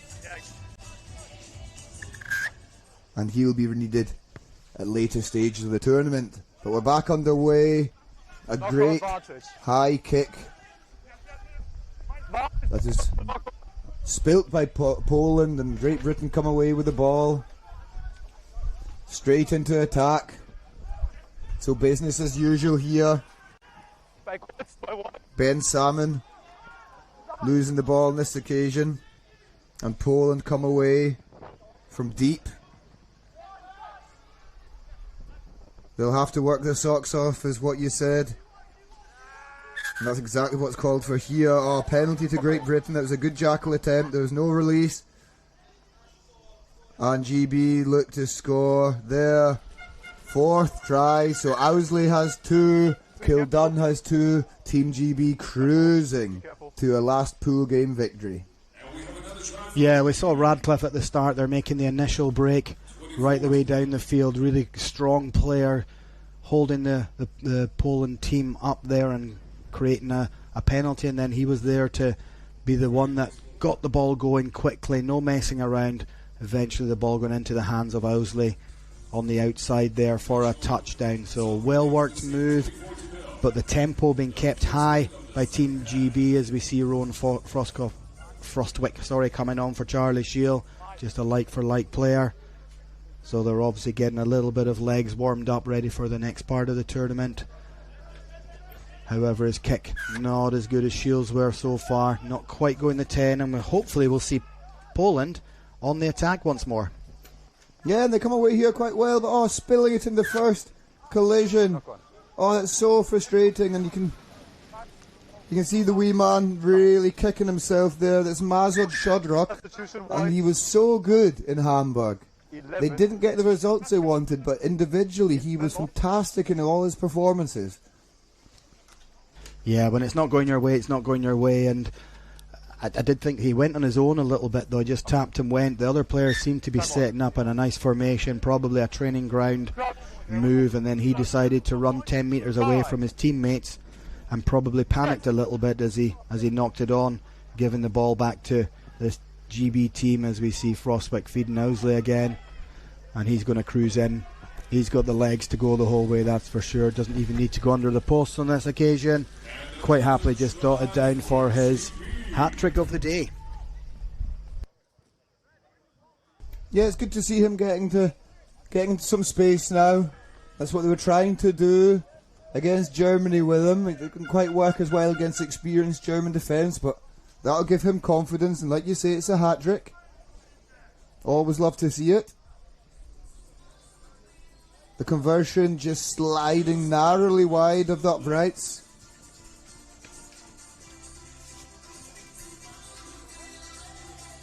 There we see the try.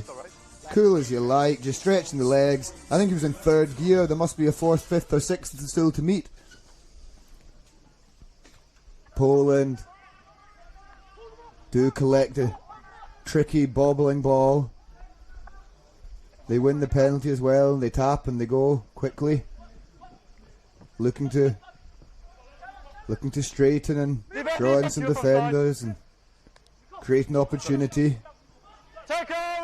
Oh, that strong defence, almost ripping that ball. And it was fumbled in the ground, but the referee signalling there was no release.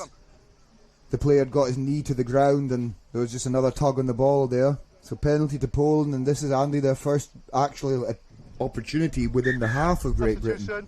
Absolutely, yeah. They've worked hard to get up to this position, which is really good. Getting into the GB half. Now we need to see if they can move this ball through the hands and attack at pace. Ball out in front of the runner, who will be moving on to the ball. Hopefully on this occasion, Mazod Shodrok will be able to get it out from the base of the scrum into the hands of his first receiver, and unfortunately he doesn't. Too much pressure on from Frostwick, and they have to bring it back to the near side, but there is an opportunity as they crash down the 15-metre channel. Yeah, indeed, it's a good opportunity now as well. If they can work hard in the breakdown, maintain possession, it's all on here. There's going to be a yellow card for GB. Ill discipline at the breakdown. Repeated ill discipline at the breakdown. Costs his team a player. I didn't quite catch the number there. I think it might have been Ben Salmon, but I may be mistaken. Give me the number again. Yeah, another opportunity for Poland to attack from here. They'll take the scrum again rather than the penalty, and then hopefully they'll be able to exploit the holes that have been left by Ben Salmon there as he takes 2 minutes to sit down in the naughty boy's chair. But this time, I really do hope that Masoud Shodrok can get the ball away without any fumbles. There's no scrum half there this time to compete with. Frostwick has taken his 5 metres back, trying to fill that field as they move it out wide. Shodrok gets the ball back on the inside. There should be an overlap to the right now. Can they move it? Out into the hands. Referee says it's floated backwards. Yeah, and I think he's absolutely right, isn't it, Andy? That was a lovely pass. I mean, normally you would try to throw it with a little bit more speed, a lower trajectory, but I don't think there's anything wrong with the direction of it. No hands look to go backwards. It was the right idea, as they said. They'd taken the contact in there from Shodrok, from Masoud Shodrok, sorry. And that created the extra man coming round. They did well to work round the corner to then throw that big miss pass because the GB team are down a man over the head and into his hands of the number 14 there for Poland, Janiek. Yeah, great to see them get off the mark here. They won't get much more out of this game, but there's just over a minute left to play, so with Britain down to 6 players, Poland may turn the screw here and get some much needed points for the table.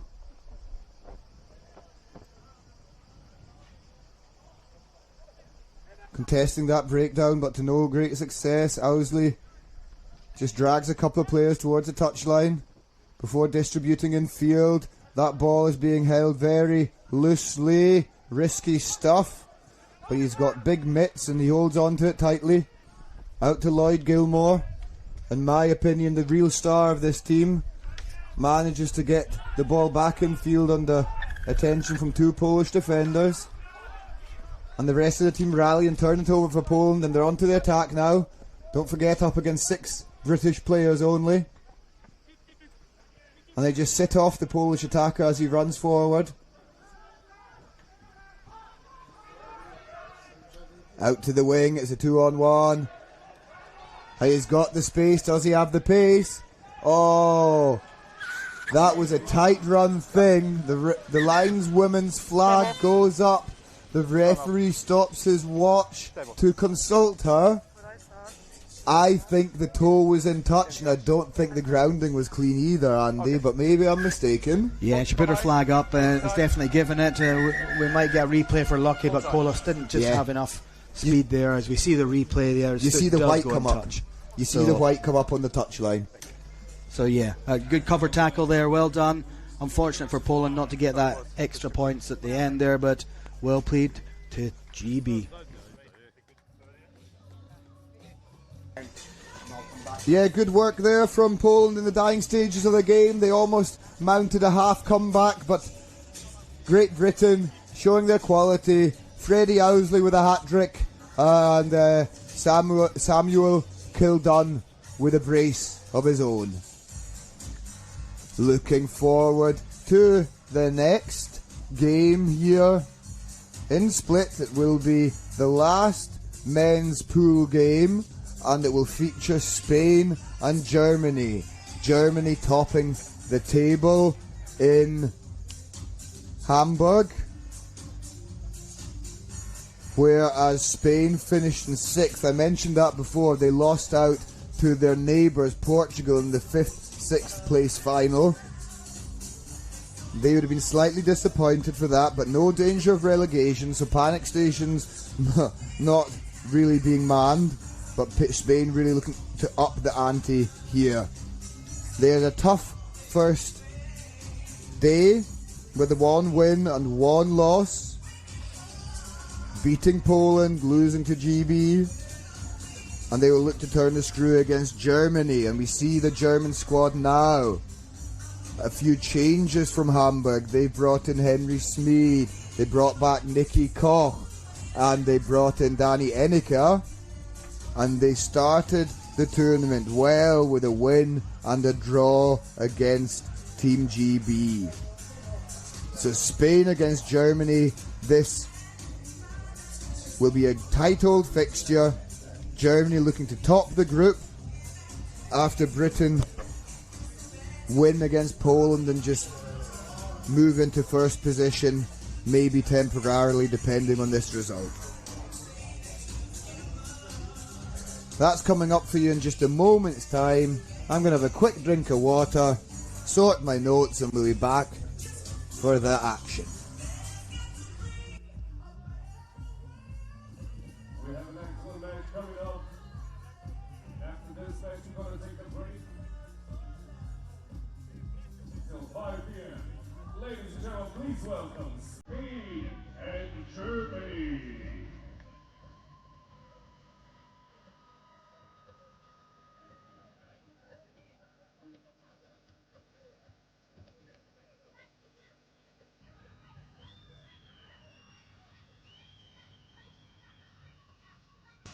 And the German fans have taken to the stand. There's a fairly large contingent here this weekend. It's not all that far from Germany to Croatia. And it's a great excuse to enjoy the sun. Spain in their red kit playing from right to left. Germany in white playing from left to right. And they will be the side that kicks off through Cedric Eichholz. Eichholz oh no, he hands on the ball to Nicky Koch. Nicky's an experienced player in this team. Left-footed kick. Taken well by Spain, but the pressure comes in from the chasing Bennett file. And Spain move the ball deep within their own 22 into the wide channels.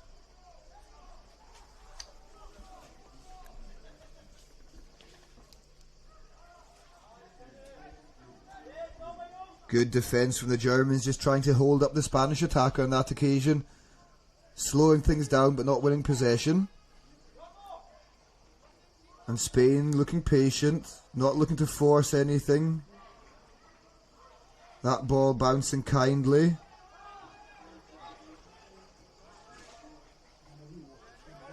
And now they do find some space down the left. Daniel Ennick is working hard to cover it, but he's missed the tackle. And Spain are away, charging down the line. I don't think Germany will get back to catch him. It's a race for the for the try line, and it is won by number 11. It's the captain of Spain, Thiago Romero Basco, and that's a great start to the game for the Spanish outfit, who soaked up a lot of pressure there in their own 22. They had to take some big hits from the German defence, and eventually the space was found on the wide left-hand channel.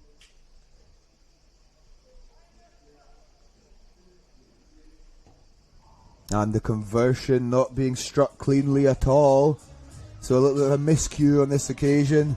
The ball scuds off to the left as we see the replay of the captain, Romero Basco, getting Spain off the mark in this final group game of split sevens. Spain getting us back underway. Taken eventually under pressure by Germany. That's Bella Sinderman with the fend. Dragging into Spanish defenders. It's recycled well by Eichholz. Spreading the ball. That's Bennett File. A great character and a strong player.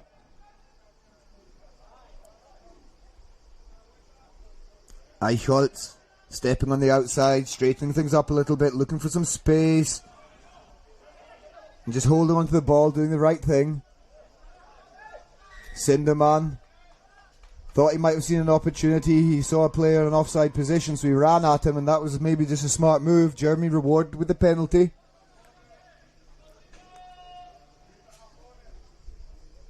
Eichholz consults a more experienced Koch, and they do decide to kick to touch.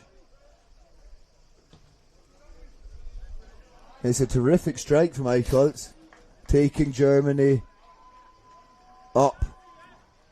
I thought further than that, but Maybe don't have the best angle. The touch says just beyond the 10-metre line. And Nicky Koch spreading the ball to Eichholz. Eichholz on the outside shoulder. Lovely little step, and he straightens. He's got pace as well, and he'll go all the way in for the second try of the fixture. Germany's first. We're all level here after that missed Spanish conversion. So Germany with opportunity to take the lead here. It'll be Eichholz to convert his own try. And Andy Knight has just joined me again. Andy, have you managed to see any of the action yet? Yeah, it's looking like an exciting game. Obviously Spain going 5-0 up there and Germany coming back into the game. Each team just looking to see what each other's doing. There's nobody in ascendancy at the moment, but as we said, I think in previous games it's going to be close. It's going to be a lot of tit for tat, as it were. Two good teams coming up against each other. Yeah, Germany should maybe have the quality in this one, but it's a real tight run thing.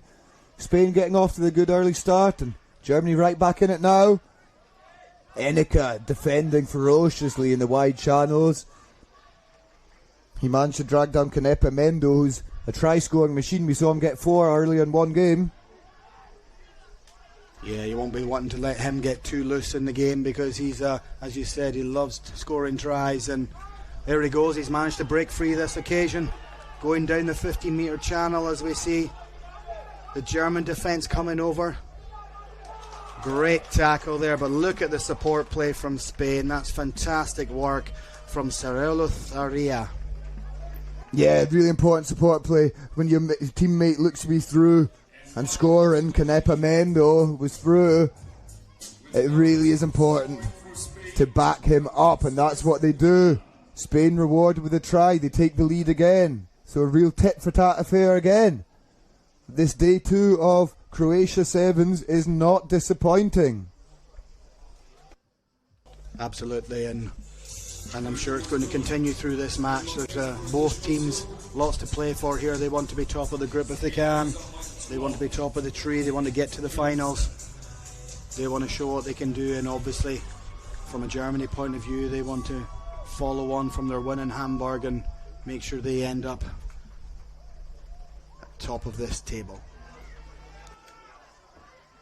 Oh, and Germany unable to regather that kickoff, so Spain coming away. Oh, and the crunching hit comes in. Was that Visa? I think it was. Oh, and he's hurt his own shoulder. But Spain still in possession. Straightening again. That's a danger man. He's been doing it all day. Unable to really break through this time, but Spain causing all sorts of difficulties for this German defence. They have a great reputation these days, not conceding a single point in the group in Hamburg. Eichholz putting on pressure, as does Enica. But Spain ghosting through. Oh, and getting too close to the touchline. Canepa Mendo, he does like a good sprint down the tram lines, but on that occasion just flirting too much with the whitewash. Yeah, that's good work there from Germany, just covering over things. Enica, and then was it Wiesmann that came over? Sorry, Sinderman. Getting confused with Sinderman and Visa. Sinderman there. So good work as we see Germany make a couple of changes and start their attack again from their own half and heading up this 15-metre channel. Yeah, and that was Visa this time with the big carry, and Gleitze takes over from him, feeding the ball to Koch, the experienced playmaker. Oh, and he dances by one and gets a beautiful little offload into Ben Ellerman, who's dancing himself, and he's a powerful lad, so he doesn't need to be shy of the contact. Eichholz distributing once more. Gleitze, Koch with a big long pass off the left hand out to Visa. Visa has space and he has power. He puts in the fend, brushes off the tackler and gets a try of his own. Yeah, good work there from Lennox Visa. It started, he was on the left hand side where he made a massive hit there on one of the Spanish attacks and hurt his shoulder. I thought he might be thinking about coming off after that, but we then see him pop up on this right side, and what a pass from Nicky Koch there, just floating it over the head of the Spanish defence. for Visa to run onto, and he had Benedict File on the inside as well if he needed to offload it, but on that occasion had the pace to outspeed and outmaneuver the Spanish defence, and they will go into this half 12 points to 12 as Eichholz couldn't quite make that conversion count. And there we see that try how Visa just brushes off the last defender. Cool as you like, no messing, and they draw level. So we saw Germany draw a game yesterday against GB, and it's all level here at half time, but they've still not lost a single fixture in this year's Rugby Europe Sevens Championship, winning all their games in Hamburg and fighting back for a draw yesterday against GB. Here we see Eichholz, his try after Spain had taken an early lead. His conversion was good, but Spain came right back to score and take the lead once more, successfully adding the extras as well before Visa dotting it down at the end of the half, levelling things as we go into half time. Yeah, exciting game. Both teams showing their power and their pace, some good defensive manoeuvres as well as some good attacking structures. So this second half is going to be a cracker as they come out basically level, 12 points each. No one really got the ascendancy at the moment, as you used the phrase tit for tat. Each time someone scores, another one scores. Each team using their bench to the advantage, and we see Spain calling what they're going to do from this kickoff. Hopefully it'll be nice and high for someone to get underneath. Oh, rising beautifully. I think that was Ellerman. It was indeed, with a slap back. That's some explosive strength he's got in his legs. And we see a penalty awarded to Germany for the illegal action. Yeah, I thought Canepo Mendo there was off on one of his try-scoring runs, but unfortunately the Spanish defender who made the tackle didn't release and allow the fair access for Germany to come in, as we see Nicky Koch put in a lovely kick down almost to the 22 for a line out to Germany.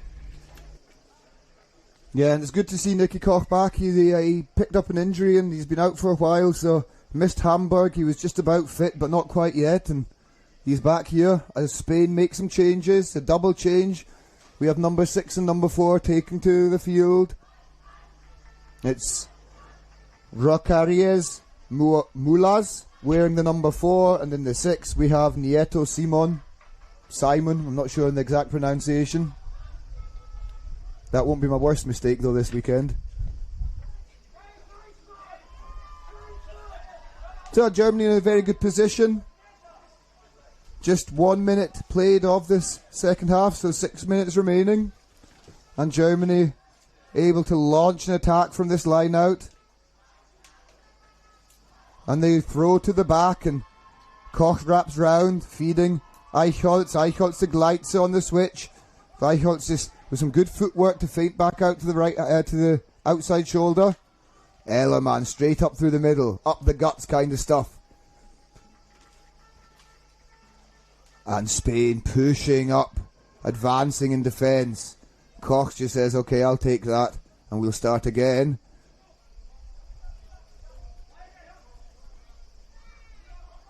Eichholz with the missed pass out to Ellerman. That was a nice decision, and Ellerman stretches his legs a little bit, stepping inside, powering through, driving through the contact. Koch and Eichholz combining nicely, and once more Eichholz throws the missed pass, this time off his right hand, and Visa tackled expertly just a metre away from the try line. So we spoke all about Canepa Mendo and his try-scoring abilities, but he's prevented what looked to be an almost certain try there against a very physical opponent. Yeah, showing his defensive powers there as well. Lovely tackle on Visa here on the bottom corner of the field. Unfortunately, when Germany came in to secure the ball, his foot just touched. He just pushed Visa's foot out into touch. So it will be a Spain ball, but in a very difficult position. Very difficult position for them to get out of. They'll win the line out, hopefully, and then they've got to work really hard to get this ball away from their own in-goal area.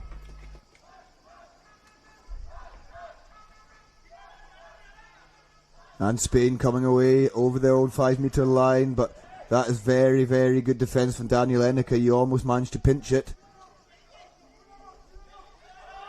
Ellerman almost sliding up over the shoulder. And Spain having to work so hard for every metre, but they're approaching their own 22 now. And Spain get a penalty. They look, the German bench, the German replacements were screaming for off feet, but as you will see here in the oh no, that's a replay of another incident. But it was a German tackle hadn't rolled away quickly enough, causing the Spanish player to stumble and lose his feet. And that's what the referee picked up on, at least. Yeah, Spain have done well to get away from their own 5 metre line, and they're now at the halfway line. Some good play by them, consistent play as well, and now they move it into their more attacking, flowing patterns, going from side to side into the far 15 metre channels where they can run at speed against this German defence. Yeah, the German defence, as you just spoke about, they pushed up hard there. And Spain just snapped back to the left-hand side, running away from the pressure. Offside from Germany, I picked up on that, I thought so. And Spain with a real opportunity to take the lead here. Hufnagel attempts to make the tackle, a last-ditch tackle, but he's missed it. And Spain run towards the post, dotting it down about 10 metres from the centre of the park.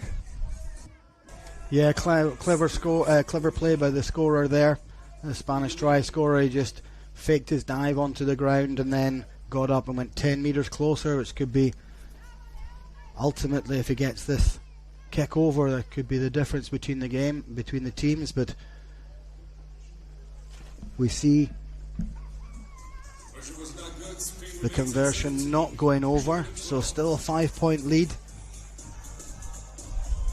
Over a minute and a half to go, over 2.5 minutes to go.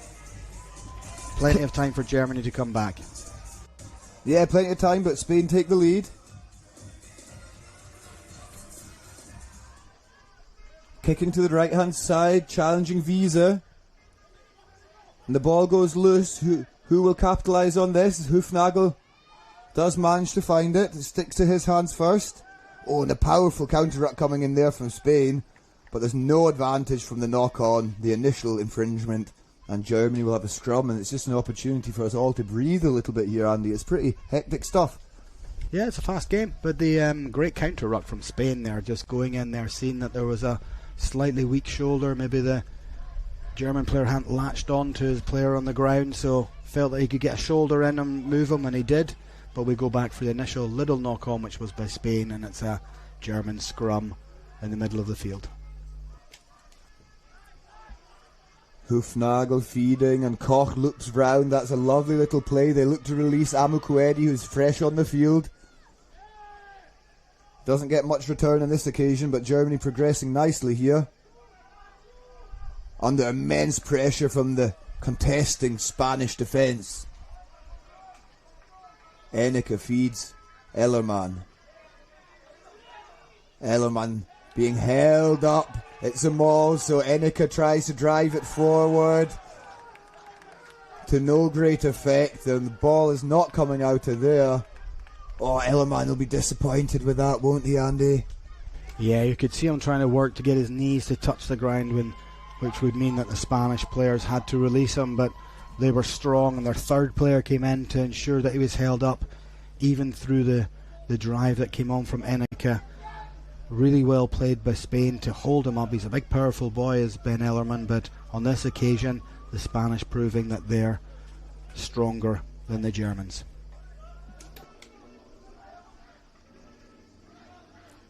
Koch defending well off that breakdown, off that scrum, I mean. And Spain just hitting it up in the midfield. The hooter sounds and they get the ball off the park. A cool finish to a hectic game. It went end to end, both teams having the lead at various moments, but Spain come out on top. So Germany have lost a game this Sevens Championship Series. They won't top their group. It will be Great Britain who do so with 2 wins and a draw. Germany with a win, a draw and a loss. Spain with 2 wins and 1 loss.